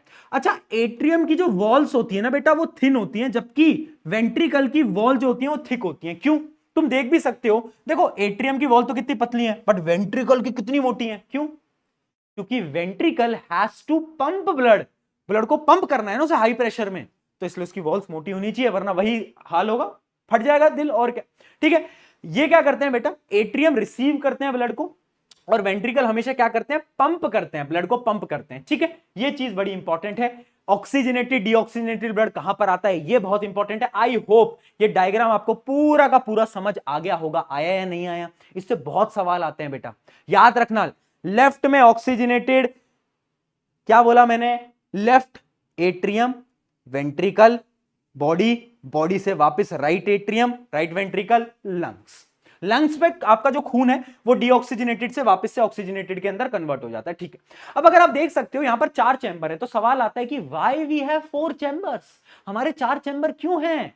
मैं बताता हूं इसका आंसर क्या है, देखो यहां पर लिखा भी हुआ है 4 चैम्बर क्यों होते हैं, to prevent mixing of oxygenated and deoxygenated blood, more oxygen will be supplied to the body organs in better way. देखो हम एक प्रकार के मल्टी सेलुलर ऑर्गेनिज्म है, हमें बहुत एनर्जी चाहिए भैया, तो अगर हमारा ऑक्सीजनेटेड डीऑक्सीजनेटेड ब्लड मिक्स हो गया ना, तो पता क्या होगा, ऑक्सीजन सप्लाई उतनी अच्छी नहीं हो पाएगी बॉडी के अंदर, इसलिए 4 चैम्बर हैं। क्यों, ताकि देखो ऑक्सीजनेटेड इधर होंगे और डीऑक्सीजनेटेड इधर होंगे, तो डिवाइड हो गया, ऑक्सीजनेटेड डीऑक्सीजनेटेड डिवाइड हो गया, इससे हमारी एफिशिएंसी बढ़ जाती है, ठीक है भैया, बहुत बढ़िया। इसके अलावा अगर आपने देखे हो तो यहां पर 2 साइकिल्स हैं, 2 साइकिल्स हैं बेटा।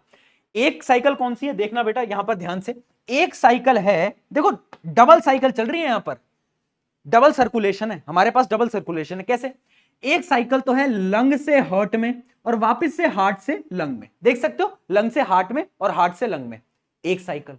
दूसरी साइकिल क्या है बेटा, हार्ट से बॉडी में और बॉडी से हार्ट में, यानी यहां पर 2 साइकिल है भैया, हाँ, इसलिए हम बोलते हैं ह्यूमंस हैव डबल सर्कुलेशन।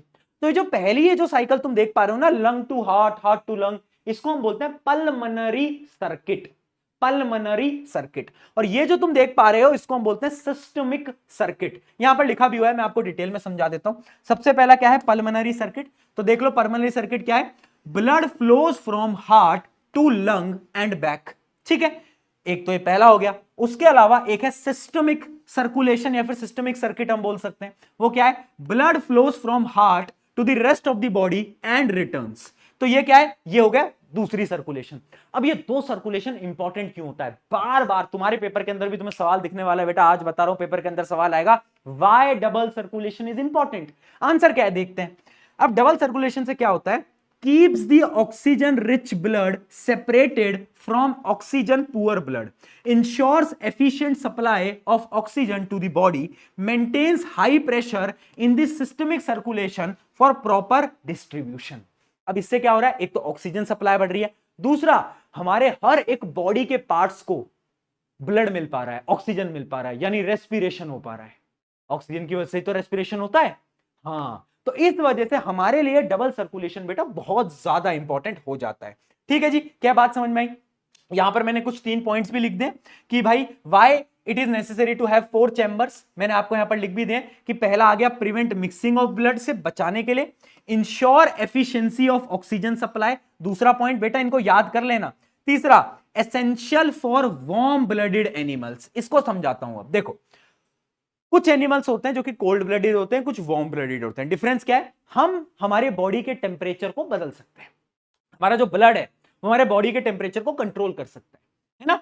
इसको हम क्या बोलते हैं? इसको हम बोलते हैं वार्म ब्लडेड एनिमल्स, जो कि हम है। और भी बहुत सारे ऑर्गेनिज्म है, जबकि कुछ ऑर्गेनिज्म होते हैं कोल्ड ब्लडेड, जिनका ब्लड उनके टेम्परेचर को कंट्रोल नहीं कर सकता, वो कहलाते हैं कोल्ड ब्लडेड। तो जितने भी वार्म ब्लडेड एनिमल्स होते हैं ना, उनके लिए बहुत इंपॉर्टेंट है 4 चैम्बर होना और डबल सर्कुलेशन होना।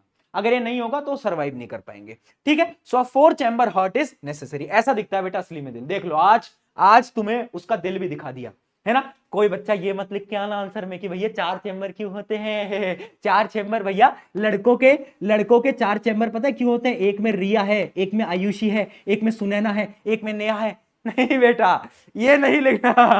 4 चैम्बर का लॉजिक समझो, ठीक है। विच component of blood help in clotting? कौन करता है बेटा? प्लेटलेट्स करता है। बहुत बढ़िया। अगला, which of the following statement is are true about human heart? इनमें से क्या ट्रू है बेटा? बहुत अच्छा सवाल है, बार बार पूछा गया है, बताओ। पहली statement, right atrium receives oxygenated blood है।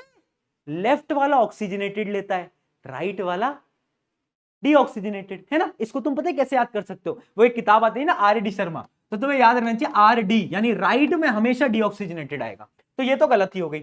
आगे बढ़ते, left atrium transfers oxygenated blood to left ventricle. बहुत बढ़िया, ये तो एकदम सही है। लेफ्ट एट्रियम लेफ्ट वेंट्रिकल में ट्रांसफर करता है और वहां से पूरी बॉडी में जाता है। कौन लेके जाता है? आयोटा। ठीक है, अगला देखते हैं। Right atrium receives deoxygenated blood through vena cava from upper and lower part. क्या बात सही है? राइट एट्रियम जो है, देखो राइट एट्रियम, डायग्राम याद करो, राइट एट्रियम जो है, क्या वो डीऑक्सीजनेटेड ब्लड को रिसीव करता है? करता तो है। कहां से रिसीव करता है? वीना कावा। कभी भी कंफ्यूजन हो तो याद रखना, पीवी सिंधु। क्या? पीवी सिंधु ने क्या? अयो वीडियो कॉल करा दो। किससे बोला? अपने पीए से बोला। ठीक है, तो ये स्टेटमेंट भी एकदम सही है। लास्ट देखते हैं, left atrium transfers oxygenated blood to aorta. अरे नहीं भैया, लेफ्ट एट्रियम कैसे ट्रांसफर करेगा आयोटा को? लेफ्ट वेंट्रिकल ट्रांसफर करता है। तो ये गलत हो गई। तो ऑप्शन आना चाहिए बी और सी, यानी है सी ऑप्शन। बहुत बढ़िया, देखो बहुत अच्छा सवाल था ये। अगला, असर्शन रीजनिंग के क्वेश्चन आजकल बहुत पूछे जा रहे हैं। देखो, the wall of atria, atria यानी भैया वही होता है एट्रियम। ठीक है, a wall of atria are thicker than those of ventricle. नहीं, एट्रियम की वॉल पतली होती है, वेंट्रिकल की मोटी होती है, क्योंकि वेंट्रिकल को पुश करना होता है। तो इसमें तो स्टेटमेंट ए ही गलत हो गया। तो इसका सही ऑप्शन आएगा डी, है ना। तुमने अगर असर्शन रीजनिंग करी होगी तो तुम्हें पता होगा इसका आंसर डी क्यों आ रहा है। अगर नहीं करी तो प्रैक्टिस कर लो, पेपरों में आजकल पूछा जा रहा है।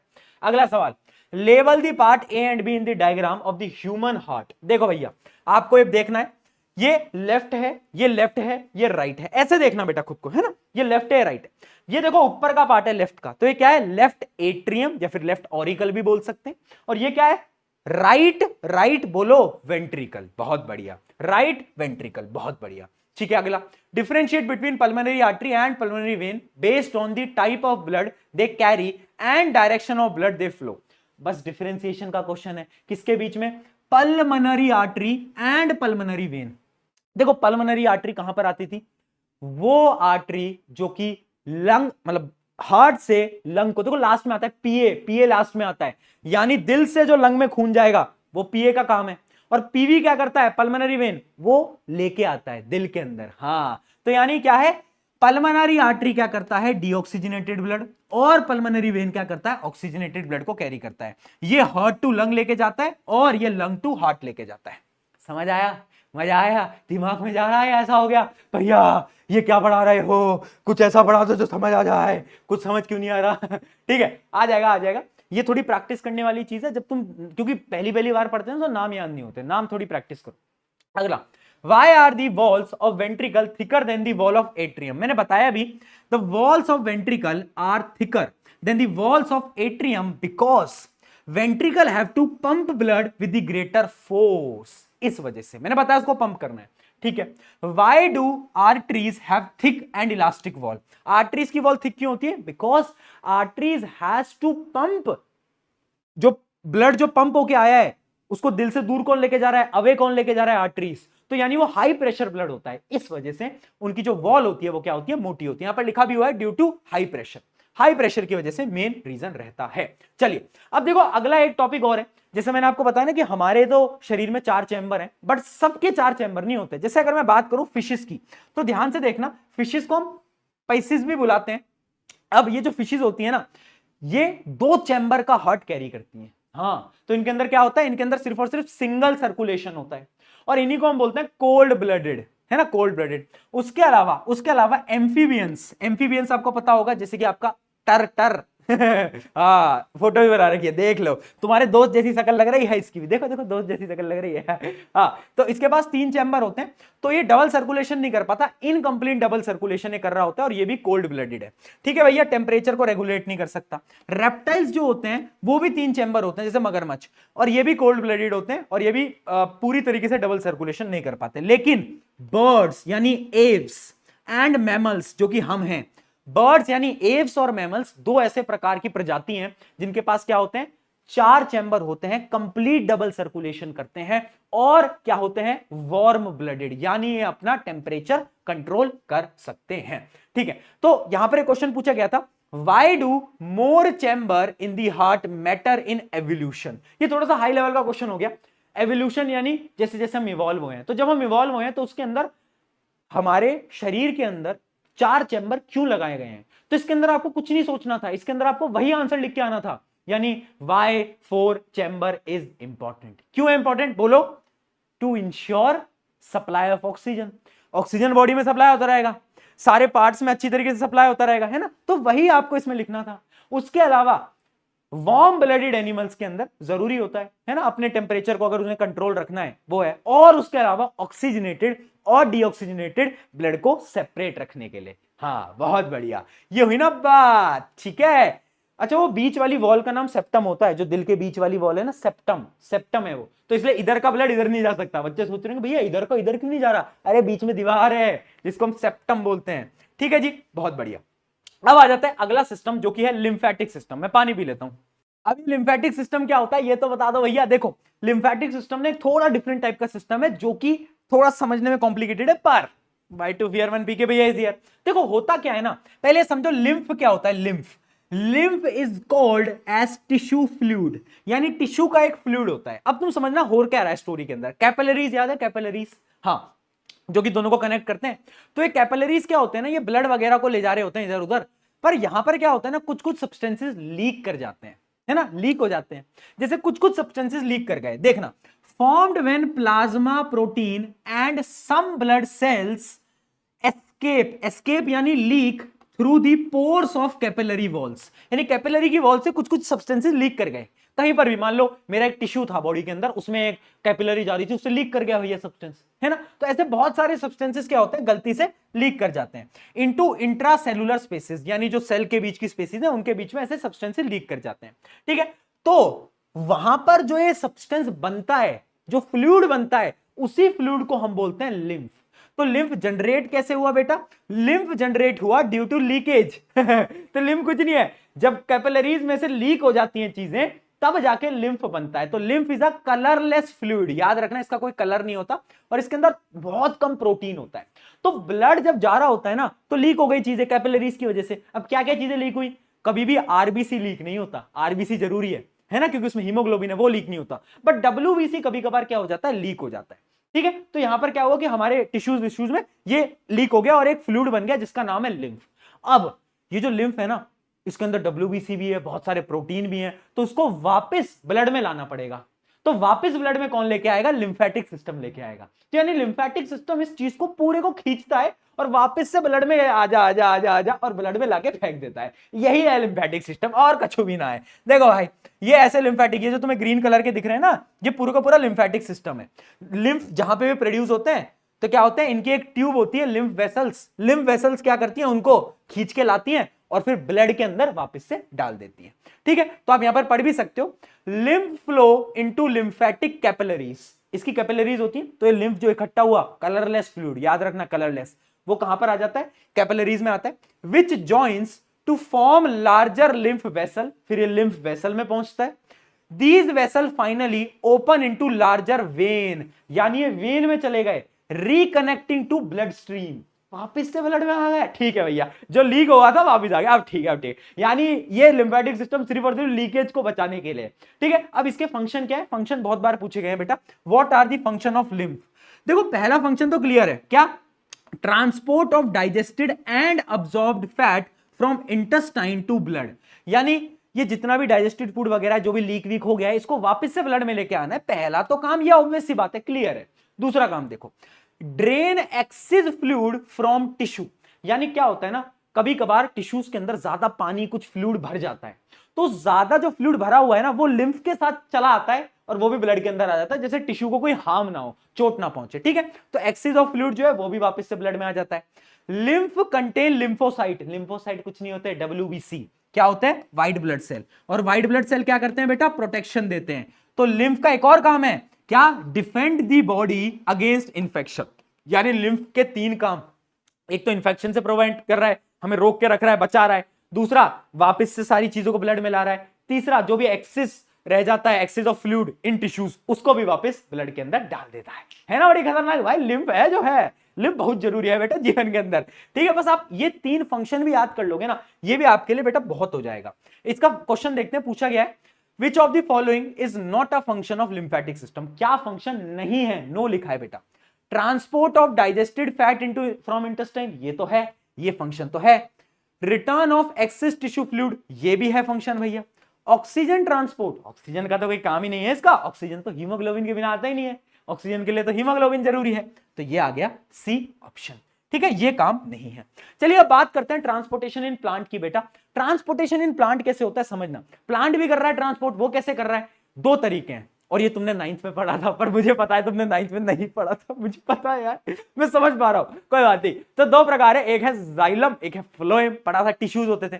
जाइलम क्या करता है, वाटर एंड मिनरल को ट्रांसपोर्ट करता है, फ्लोएम फूड को ट्रांसपोर्ट करता है। ये डिफरेंस बार बार पूछा गया है जाइलम और फ्लोएम का, देख लो। देखो जाइलम क्या करता है, conduct water and mineral from root to leaf, यानी रूट से लीफ में लेकर आता है। फ्लोएम क्या करता है, conduct food from leaf to all part, यानी खाना कहां बनता है, पत्तियों में बनता है, फोटोसिंथेसिस, और सारी बॉडी में पहुंच जाता है, ठीक है। दूसरा, अच्छा, जाइलम ना मेनली डेड एलिमेंट्स का बना होता है। तुमने पढ़ा होगा जाइलम में कौन कौन से सेल होते हैं, तो ये कुछ सेल होते हैं, अगर तुम याद कर सकते हो, वैसे ज्यादा पूछा नहीं जाता। ट्रैकियार्ड, vessels, xylem parenchyma and xylem fibre. सिर्फ और सिर्फ जाइलम पैरेन्काइमा इसके अंदर जिंदा होता है, बाकी ये तीनों के तीनों क्या होते हैं, डेड होते हैं। इस वजह से हम बोलते हैं xylem is composed of mainly dead elements, जबकि फ्लोएम का उल्टा है। फ्लोएम क्या है, फ्लोएम ज्यादा लिविंग का बना होता है, जैसे कि इसके अंदर भी 4 होते हैं, phloem fibre, sieve tube, companion cell and phloem parenchyma. इसमें सिर्फ एक डेड है, कौन, ये फ्लोएम फाइबर, ये डेड रहता है, बाकी ये सारे लिविंग का बना होता है। अब आ रहा है एक बहुत बड़ा डिफरेंस, देखो xylem transport in uni direction, यानी देखो जाइलम कैसे ट्रांसपोर्ट करता है, रूट से ऊपर बस, और वो दाएं बाएं ऊपर नीचे नहीं कर पाएगा, वो एक ही डायरेक्शन में कर पाएगा। लेकिन जो फ्लोएम है ना, ये बाई डायरेक्शनल है, क्योंकि फूड बन रहा है लीफ में, अब लीफ से खाना ऊपर भी जाएगा नीचे भी जाएगा, दोनों डायरेक्शन में जाएगा। तो यानी transport in phloem is by direction, याद रखना, ये भी बार बार पूछा गया है, ये डिफरेंस बहुत इंपॉर्टेंट है, ये डिफरेंस की टेबल भी बार बार पूछ ली जाती है। अब सवाल ये आता है कि ट्रांसपोर्टेशन होता कैसे, समझना। जाइलम की बात करता हूं, जाइलम में ना 2 तरीके हैं ट्रांसपोर्ट के। एक तो होता है रूट प्रेशर। देखो प्लांट की रूट है, रूट के बाहर क्या है, बोलो, रूट के बाहर क्या है बेटा, रूट के बाहर पानी है। ऑब्वियस सी बात है, रूट में कम पानी है और उधर ज्यादा पानी है। तुमने पढ़ा था क्या, osmosis, high pressure to low pressure. तो जहां पर ज्यादा पानी है वहां से क्या होगा, पानी अंदर आ जाएगा, ऑब्वियस सी बात है। तो एक तो बहुत इजी प्रोसेस है जिसको बोलते हैं रूट प्रेशर, रूट जाती है पानी में और वो पानी को खींच लेती है, due to osmosis, high pressure से लो प्रेशर में पानी मूव कर जाता है। दूसरा प्रोसेस बहुत इंपॉर्टेंट है और तुमने पढ़ा है, अभी पढ़ा है थोड़ी देर पहले, हाँ, ट्रांसपिरेशन, याद है। ट्रांसपिरेशन क्या होता था, पत्तियों में से पानी वाटर वेपर की फॉर्म में उड़ जाता था, याद आ गया।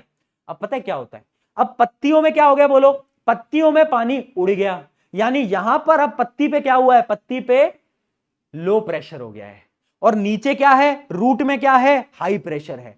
तो नीचे से ऊपर पानी क्यों आएगा, क्योंकि हाई प्रेशर से लो प्रेशर में मूव करेगा। यानी जो ट्रांसपिरेशन है ना, ये वाटर को ट्रांसपोर्ट कराने के भी जरूरी है, अगर ट्रांसपिरेशन नहीं होगा तो पानी ऊपर ही नहीं चढ़ पाएगा। समझे इस बात को, यस, ठीक है। तो 2 तरीके मैंने आपको बताए, एक तो मैंने आपको क्या बताया, देखना बेटा, xylem tissue transport water and mineral from root to leaves, water enters root by osmosis, देखो मैंने बताया ओस्मोसिस में, and move upward through xylem vessel, ठीक है, it moves upward through xylem vessel, this upward movement is called ascent of sap, यानी ये जो पानी का रूट से ऊपर जाना है ना, इस प्रोसेस को हम बोलते हैं एसेंट ऑफ सैप। कभी कभार पूछ लिया जाता है एसेंट ऑफ सैप क्या होता है, movement of water from root to upward direction by xylem is called ascent of sap. अब देखो दो रीजन है, क्या, एक तो रूट प्रेशर, मैंने आपको बताया रूट खींच लेता है, और एक है ट्रांसपिरेशन पुल, ट्रांसपिरेशन पुल जो कि मैं आपको बता रहा हूं। ट्रांसपिरेशन तुम्हें पता है क्या होता है, the loss of water in the form of water vapour by stomata, है ना, तो वहीं पर ही ट्रांसपिरेशन पुल हो रहा है, क्यों, क्योंकि वहां पर आ जा रहा है क्या, लो प्रेशर, नीचे है हाई प्रेशर, इसलिए ऊपर मूव करता है, ठीक है। तो याद रखना इसका एक काम है पुलिंग वाटर अपवर्ड, और एक काम तो तुमने पढ़ी रखा है, एक्सेस ऑफ वाटर को रिमूव कर देता है ना, एक्सेस ऑफ वाटर को रिमूव करता है ट्रांसपिरेशन, लेकिन पानी को भी ऊपर लाने के काम आता है, पुलिंग वाटर अपवर्ड में भी बहुत जरूरी रोल है ट्रांसपिरेशन का, ठीक है भैया, समझ में आ गया, बहुत बढ़िया। अब बात करते हैं फ्लोएम की।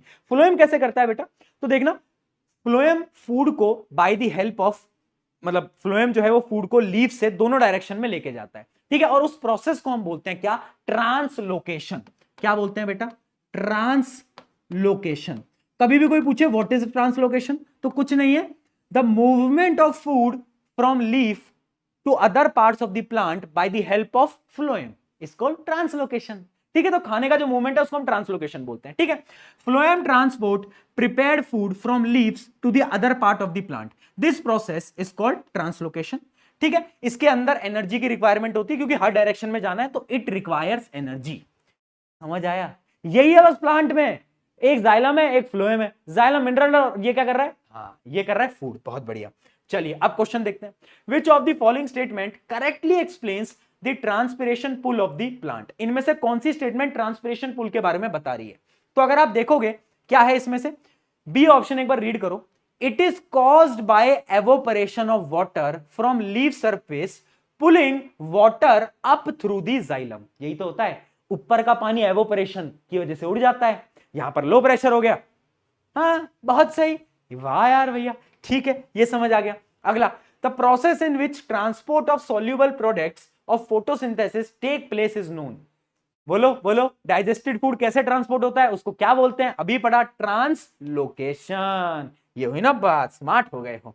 अच्छा ये बहुत प्यारा सवाल है, इसके बारे में एक बार सोचो और बताओ। ये क्वेश्चन में अगर आप ध्यान से देखोगे तो तुम्हें डायग्राम पे फोकस करना है, ये जो डायग्राम है ये कौन से टाइप का प्रोसेस बता रहा है, अगर तुम ध्यान से देखोगे इस डायग्राम को तो देखो हुआ क्या है, यहां पर ऊपर लीफ था, लीफ से देखो वाटर वेपर गए, और फिर देखो रूट से पानी ऊपर की तरफ जाने लगा, ट्रांसपिरेशन की मदद से पानी ऊपर मूव कर रहा है, इसी प्रोसेस को हम बोल रहे थे ट्रांसपिरेशन पुल, यानी जो पुल जो कि ट्रांसपिरेशन की वजह से लग रहा है, ठीक है। तो इसको हम क्या बोल सकते हैं, इस प्रोसेस को हम बोल सकते हैं ट्रांसपिरेशन, ठीक है, एक पुल क्रिएट हुआ है ट्रांसपिरेशन की वजह से, बहुत बढ़िया। अब बढ़ रहे हैं हम आखिरी टॉपिक इस चैप्टर के, जो कि है बेटा एक्सक्रीशन। एक्सक्रीशन बहुत जरूरी है, ठीक है, इसमें से भी सवाल आते हैं। और देखो मैंने ना देखा है कि ना दो टाइप के स्टूडेंट होते हैं, एक वो स्टूडेंट जो कि बहुत कंफ्यूज रहते हैं, और दूसरे वो स्टूडेंट जिनको पता है कि उनको लाइफ में क्या नहीं करना, जैसे कि पढ़ाई उन्हें पता है पढ़ाई तो नहीं करनी, पर तुम्हें पढ़ाई करनी है बेटा, एग्जाम आ गए हैं, तो तुम पहले टाइप के स्टूडेंट बन जाओ, चाहे कंफ्यूज रहो पर पढ़ाई करनी है यार,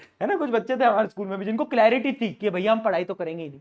चलो एक्सक्रीशन क्या होता है बेटा, देखो जो हमने पहले पढ़ा वो इजेशन था, अनडाइजेस्टेड फूड निकाल दिया।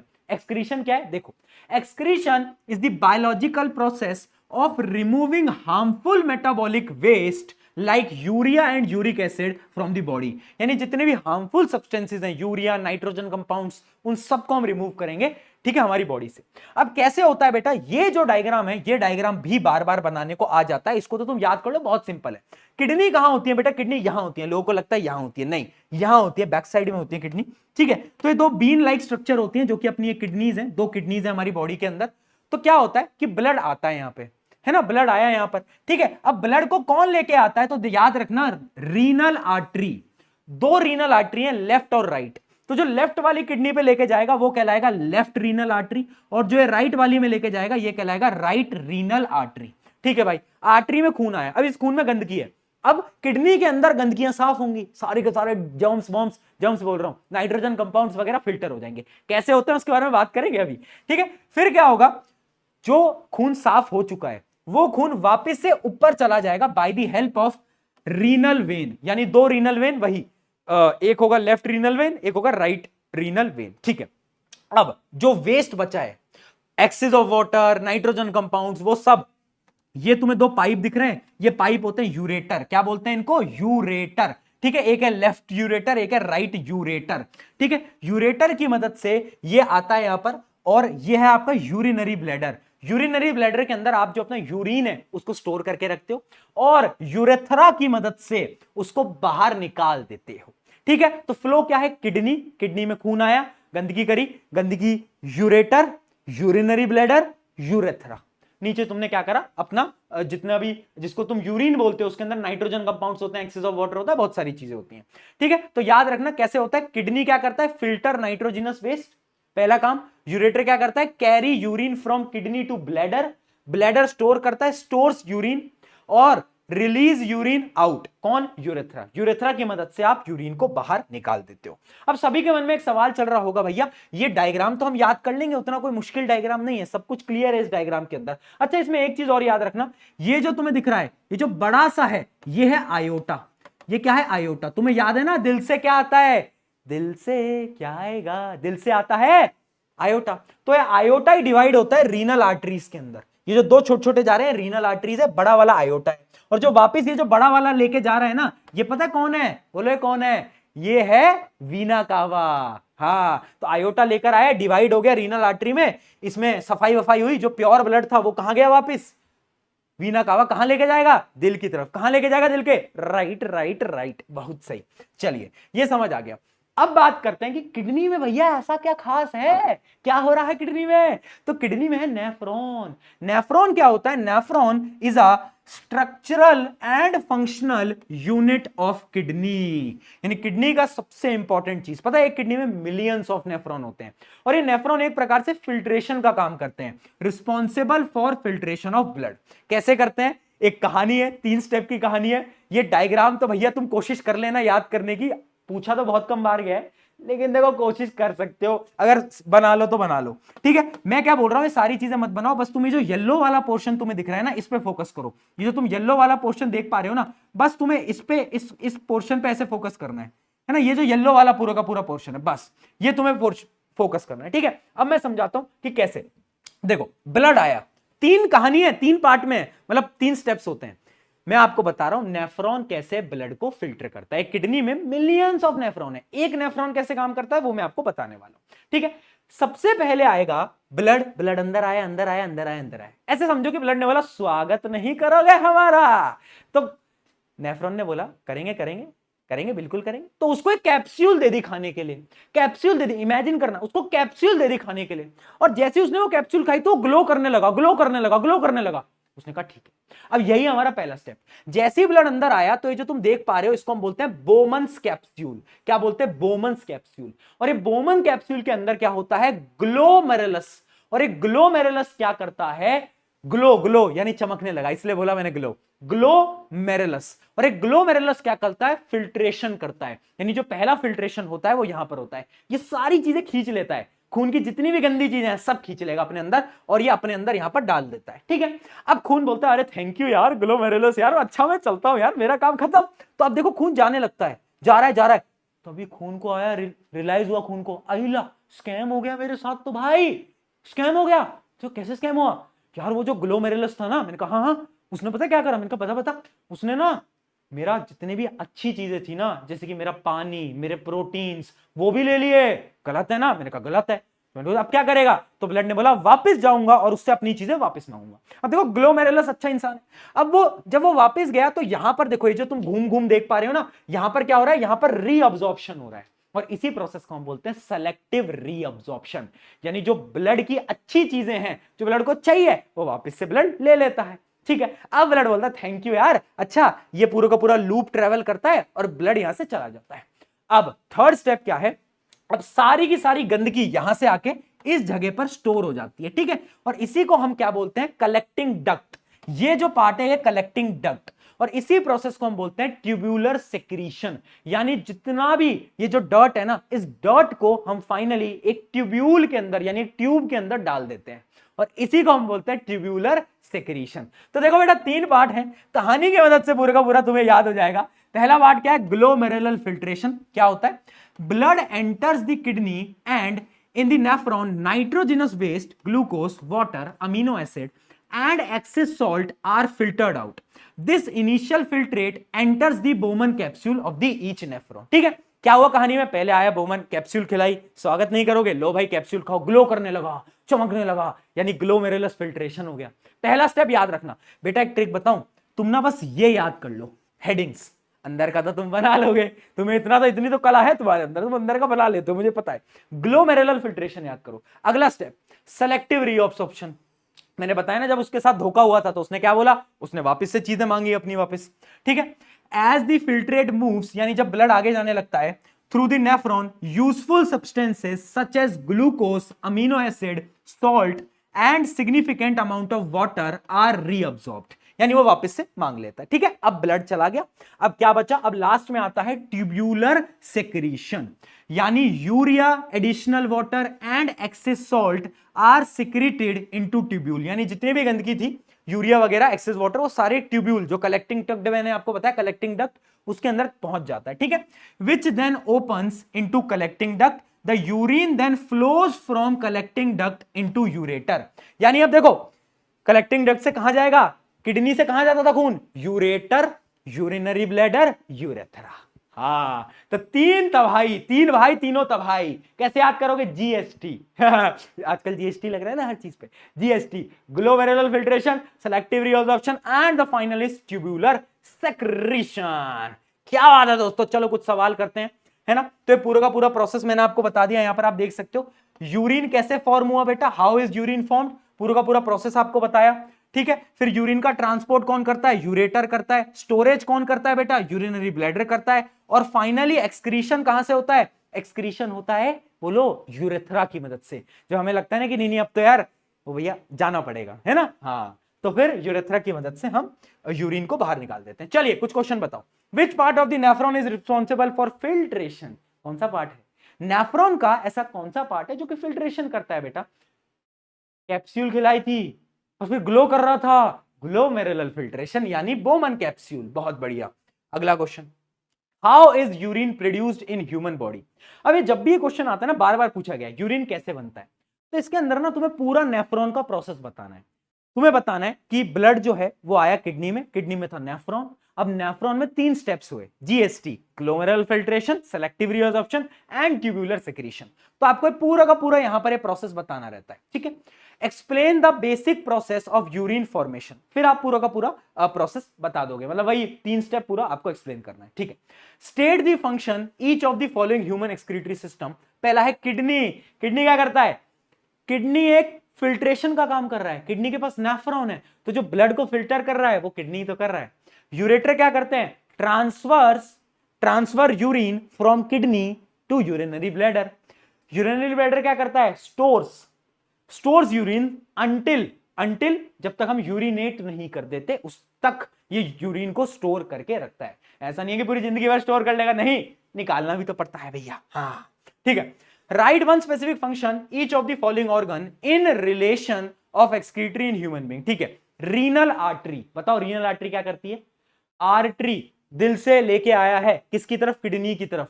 ये किडनी में वो जो ब्लड है ना जिसमें इंप्योरिटीज है उनको लेकर आती है, यानी रीनल आर्टरी कैरीज दी टॉक्सिक ब्लड, जिस ब्लड के अंदर टॉक्सिक सब्सटेंसेस है उसको किडनी में लेकर आती है। यूरेथ्रा, यूरिनेट करते हो। ग्लोमेरुलस, इसके अंदर क्या हो रहा है, फिल्ट्रेशन हो रहा है। Tubular part of the nephron, ये क्या कर रहा है, ट्यूब्यूलर सेक्रीशन कर रहा है ना, ट्यूब्यूलर सेक्रीशन। जितना भी हमारा यूरिन फॉर्म्ड है वो कलेक्टिंग डक्ट में यहां से जाता है और कलेक्टिंग डक्ट से आगे यूरेटर में। क्या बात समझ में, आप देख भी सकते हो, tubular part of the nephron reabsorbs useful substance like glucose, amino acid and water, secretes additional waste into filtrate। यानी इसका मेन काम क्या है बेटा, समझना कि ये जो ट्यूब्यूलर पार्ट है ना, ब्लड की गंदगी आ गई थी, उस गंदगी में और भी चीजें ऐड कर देता है, जैसे एक्स्ट्रा वाटर, ग्लूकोज वगैरह वो सब। ठीक है, तो इसका एक और काम है क्या, कि ये ऐड कर देता है। याद रखना, यहां पर लिखा भी हुआ है क्या, कि जितने भी एक्स्ट्रा चीजें हैं, substances like glucose, amino acid, secretes additional waste into filtrate. यानी वो जितनी भी गंदगी है उसके अंदर और वेस्ट वो डाल देता है। ठीक है, बहुत बढ़िया। क्या है पूरी की पूरी कहानी हमें समझ आई बेटा? ये नोट्स कहां मिलेंगे बच्चे पूछ रहे हैं। नोट्स आपको मिल जाएंगे यार टेलीग्राम पे, डिस्क्रिप्शन में। इतनी लोड क्यों ले रहे हो? चलो, हीमोडायलिसिस क्या होता है बेटा? एक एनसीईआरटी में छोटा सा कॉलम है हेमोडायलिसिस का। हेमोडायलिसिस यानी आर्टिफिशियल किडनी। ठीक है, जिनकी किडनियां खराब हो जाती है उनमें एक पूरा प्रोसेस लगता है। आप बस डेफिनेशन समझो। Haemodialysis is a medical treatment used to filter and clean the blood of people with kidney failure. जिनको किडनी फेलियर हो जाता है उनके ब्लड को क्लीन करने के लिए इस प्रोसेस को यूज करते हैं जिसका नाम है हेमोडायलिसिस। डायलिसिस यानी ब्लड को क्लीन करना। ठीक है, तो मशीन की मदद से खून निकाला जाता है, क्लीन करते हैं और वापस से ब्लड को डाला जाता है। चलिए बेटा एक क्वेश्चन देखते हैं इसका। What will happen if kidney stop working? How is this condition treated in hospital? अगर किडनी स्टॉप कर गई वर्क करना तो पता क्या होगा? ब्लड साफ नहीं होगा। अगर ब्लड साफ नहीं होगा टॉक्सिक सब्सटेंसेस बनेंगे और अल्टीमेटली डेथ हो जाएगी। अब ये हॉस्पिटल में कैसे सॉल्व होता है? एक तो होता है डायलिसिस, हीमोडायलिसिस जो मैंने आपको बताया, और दूसरा प्रोसेस होता है किडनी ट्रांसप्लांट। ये दो प्रोसेसेस होते हैं, एक डायलिसिस और एक होता है किडनी ट्रांसप्लांट। इसकी मदद से क्या है ये सॉल्व किया जा सकता है। चलिए एक लास्ट टॉपिक बचता है जो कि है एक्सक्रीशन इन प्लांट। फिर चैप्टर खत्म हो रहा है, मुझे पता है तुम थक गए हो। मैं नहीं थका हूं, तू कैसे थक गया? मारूंगा, थकना नहीं है। चलो एक्सक्रीशन इन प्लांट, देखो क्या प्लांट भी एक्सक्रीट करते हैं? हाँ करते हैं भैया। कैसे करते हैं? पहले तो वो कार्बन डाइऑक्साइड बाहर निकालते हैं, ऑक्सीजन बाहर निकालते हैं ना, ऑब्वियस सी बात है। तो पहला तो oxygen and carbon dioxide is diffuse through stomata, वो भी तो एक प्रकार का एक्सक्रीशन है इनके लिए, वो भी तो एक एक्सक्रीशन है। ठीक है, अगला excess water is removed by transpiration, वो भी तो एक्सक्रीशन है इनके लिए। जितना पानी जाता है वो ये लीफ पे छोड़ देते हैं बाहर। ठीक है भैया, समझ आ गया।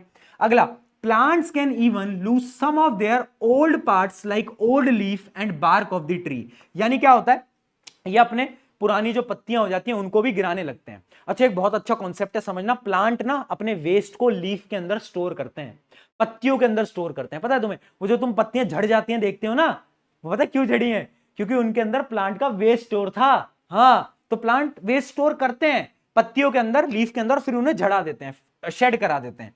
ठीक है, other waste products like resin and gum especially in old xylem cells which can also be lost by a plant। समझना, तुमने देखा है कुछ कुछ प्लांट होते हैं जिनके वो जो तना होता है प्लांट का उसमें से कुछ गम टाइप का निकल रहा होता है, ग्लू टाइप का निकल रहा होता है, रबड़ निकल रहा, देखा है? वो पता है क्या है? वो सारा प्लांट का वेस्ट है। हाँ, तो प्लांट यानी ऐसे भी अपने वेस्ट को निकालते हैं। कैसे? लाइक रेजिन्स एंड गम की फॉर्म में। और last, plant also secrete some waste into the soil, यानी सॉइल के अंदर भी वो अपने वेस्ट पार्टिकल्स को क्या कर देते हैं? रिलीज कर देते हैं। तो प्लांट के कभी अगर पूछ ले कि प्लांट कैसे एक्सक्रीट करता है, क्या प्लांट एक्सक्रीट करता है? हाँ करता है। गैसेज एक्सचेंज, पानी को बाहर निकाल के गम्स और रेजिन्स की मदद से लीफ में स्टोर करता है और उस लीफ को गिरा देता है। और जो रूट्स हैं, रूट्स की मदद से सॉइल में भी क्या कर देता है? एक्सक्रीट कर देता है। ठीक है, बहुत बढ़िया। तो ये पूरा का पूरा प्रोसेस था, ये आप देख सकते हो। ऐसे आपने देखा होगा, ये बड़ा सा एक पेड़ है, इसमें से गम टाइप का कुछ निकलता है, तो क्या है? वो वेस्ट है भैया, वो वेस्ट है, पर वो हमारे काम का होता है, वो अलग बात है। चलिए, name one gaseous and one non gaseous waste product excreted by a plant. Plant का एक गैसियस प्रोडक्ट CO2 या ऑक्सीजन, जो भी लिख दो, है ना, क्योंकि फोटोसिंथेसिस में ऑक्सीजन रिलीज करता है वो। और नॉन गैसियस कुछ भी बोल लो, गम्स, रेजिन्स, है ना, कुछ भी हम लिख सकते हैं। ठीक है, रेजिन, लेटेक्स, गम, एक्सेस वाटर, ऑर्गेनिक एसिड, ये सब, इनमें से कोई भी। फाइनली दोस्तों हमारा ये चैप्टर यहां पर खत्म हो जाता है। लेकिन इस चैप्टर का सबसे इंपॉर्टेंट पार्ट क्या था समझ लो। वो जो मैंने आपको हार्ट समझाया वो नहीं भूलना है, वो नहीं भूलना है ना। एक बार फिर दिमाग के अंदर जोर डाल लो और कह दो कि क्या था? PV सिंधु ने बोला अयो। क्या बोला? अयो। क्या करना था उनको? वीडियो कॉल करना था, है ना। किससे करना था? अपने घर वालों से। क्या बोला था उन्होंने? हाँ, PA को बोला था। तो वो याद रखना, पल्मोनरी वेन, आयोटा, वीना कावा और लास्ट में पल्मोनरी आर्टरी। वो फ्लो बहुत इंपॉर्टेंट है। जितने इंपॉर्टेंट क्वेश्चन हो सकते थे मैंने सारे करा दिए। मैं गारंटी से बोल सकता हूं this is one of the best one shot. इससे बाहर तुम्हारे पेपर के अंदर नहीं आएगा, मतलब नहीं आएगा। ये PK भैया की जुबान है ना, जुबान की कीमत है। ठीक है, और कभी भी अगर तुम्हें ऐसे डिमोटिवेशन वगैरह फील हो तो एक चीज को याद रखना दोस्त, कि ना एक बहुत बड़े बास्केटबॉल प्लेयर थे, उनका एक इंटरव्यू मैंने देखा था और उन्होंने एक लाइन बोली थी, पता है, बास्केटबॉल मैच से एक दिन पहले मैं पता है क्या करता हूं? मैं इमेजिन करता हूं खुद को गोल करते हुए। मैं इमेजिन करता हूं खुद को बास्केट करते हुए, बास्केट कर रहा हूं, मैं इमेजिन करता हूं बस। क्यों? पावर लाइज हियर, तुम्हारे दिमाग में तुम्हारी शक्तियां हैं। अगर तुम्हें ऐसा लग रहा है कि तुम्हारे एग्जाम में मार्क्स अच्छे नहीं आएंगे तो नहीं आएंगे, बट अगर तुम्हें ऐसा लग रहा है कि यार तुम बहुत बेहतरीन स्कोर करके आओगे तो तुम करके आओगे। Power is here, power is here, याद रखना। एंड इसी के साथ इस लेक्चर को समाप्त करते हैं। मुस्कुराएं हमेशा, छुपाएं गम, उन लोगों को तो वक्त बताएगा कौन है हम, और हमारा वक्त आ चुका है उन सभी लोगों को गलत प्रूव करने का। मैं हूं आप सभी का अपना प्रशांत भैया। अगर अच्छा लगा लेक्चर तो इंस्टाग्राम की लिंक नीचे है, स्टोरी वोरी लगा के मुझे बताना, क्योंकि मैं मैसेजेस नहीं देख पाता, बट तुम सब स्टोरी लगाते हो तो मैं देख पाता हूं। तुम्हें अच्छा लगा है, मैसेज करना, मुझे बताना, कमेंट करना, बताना। अगला लेक्चर कौन सा चाहिए वो भी बताना। बाय।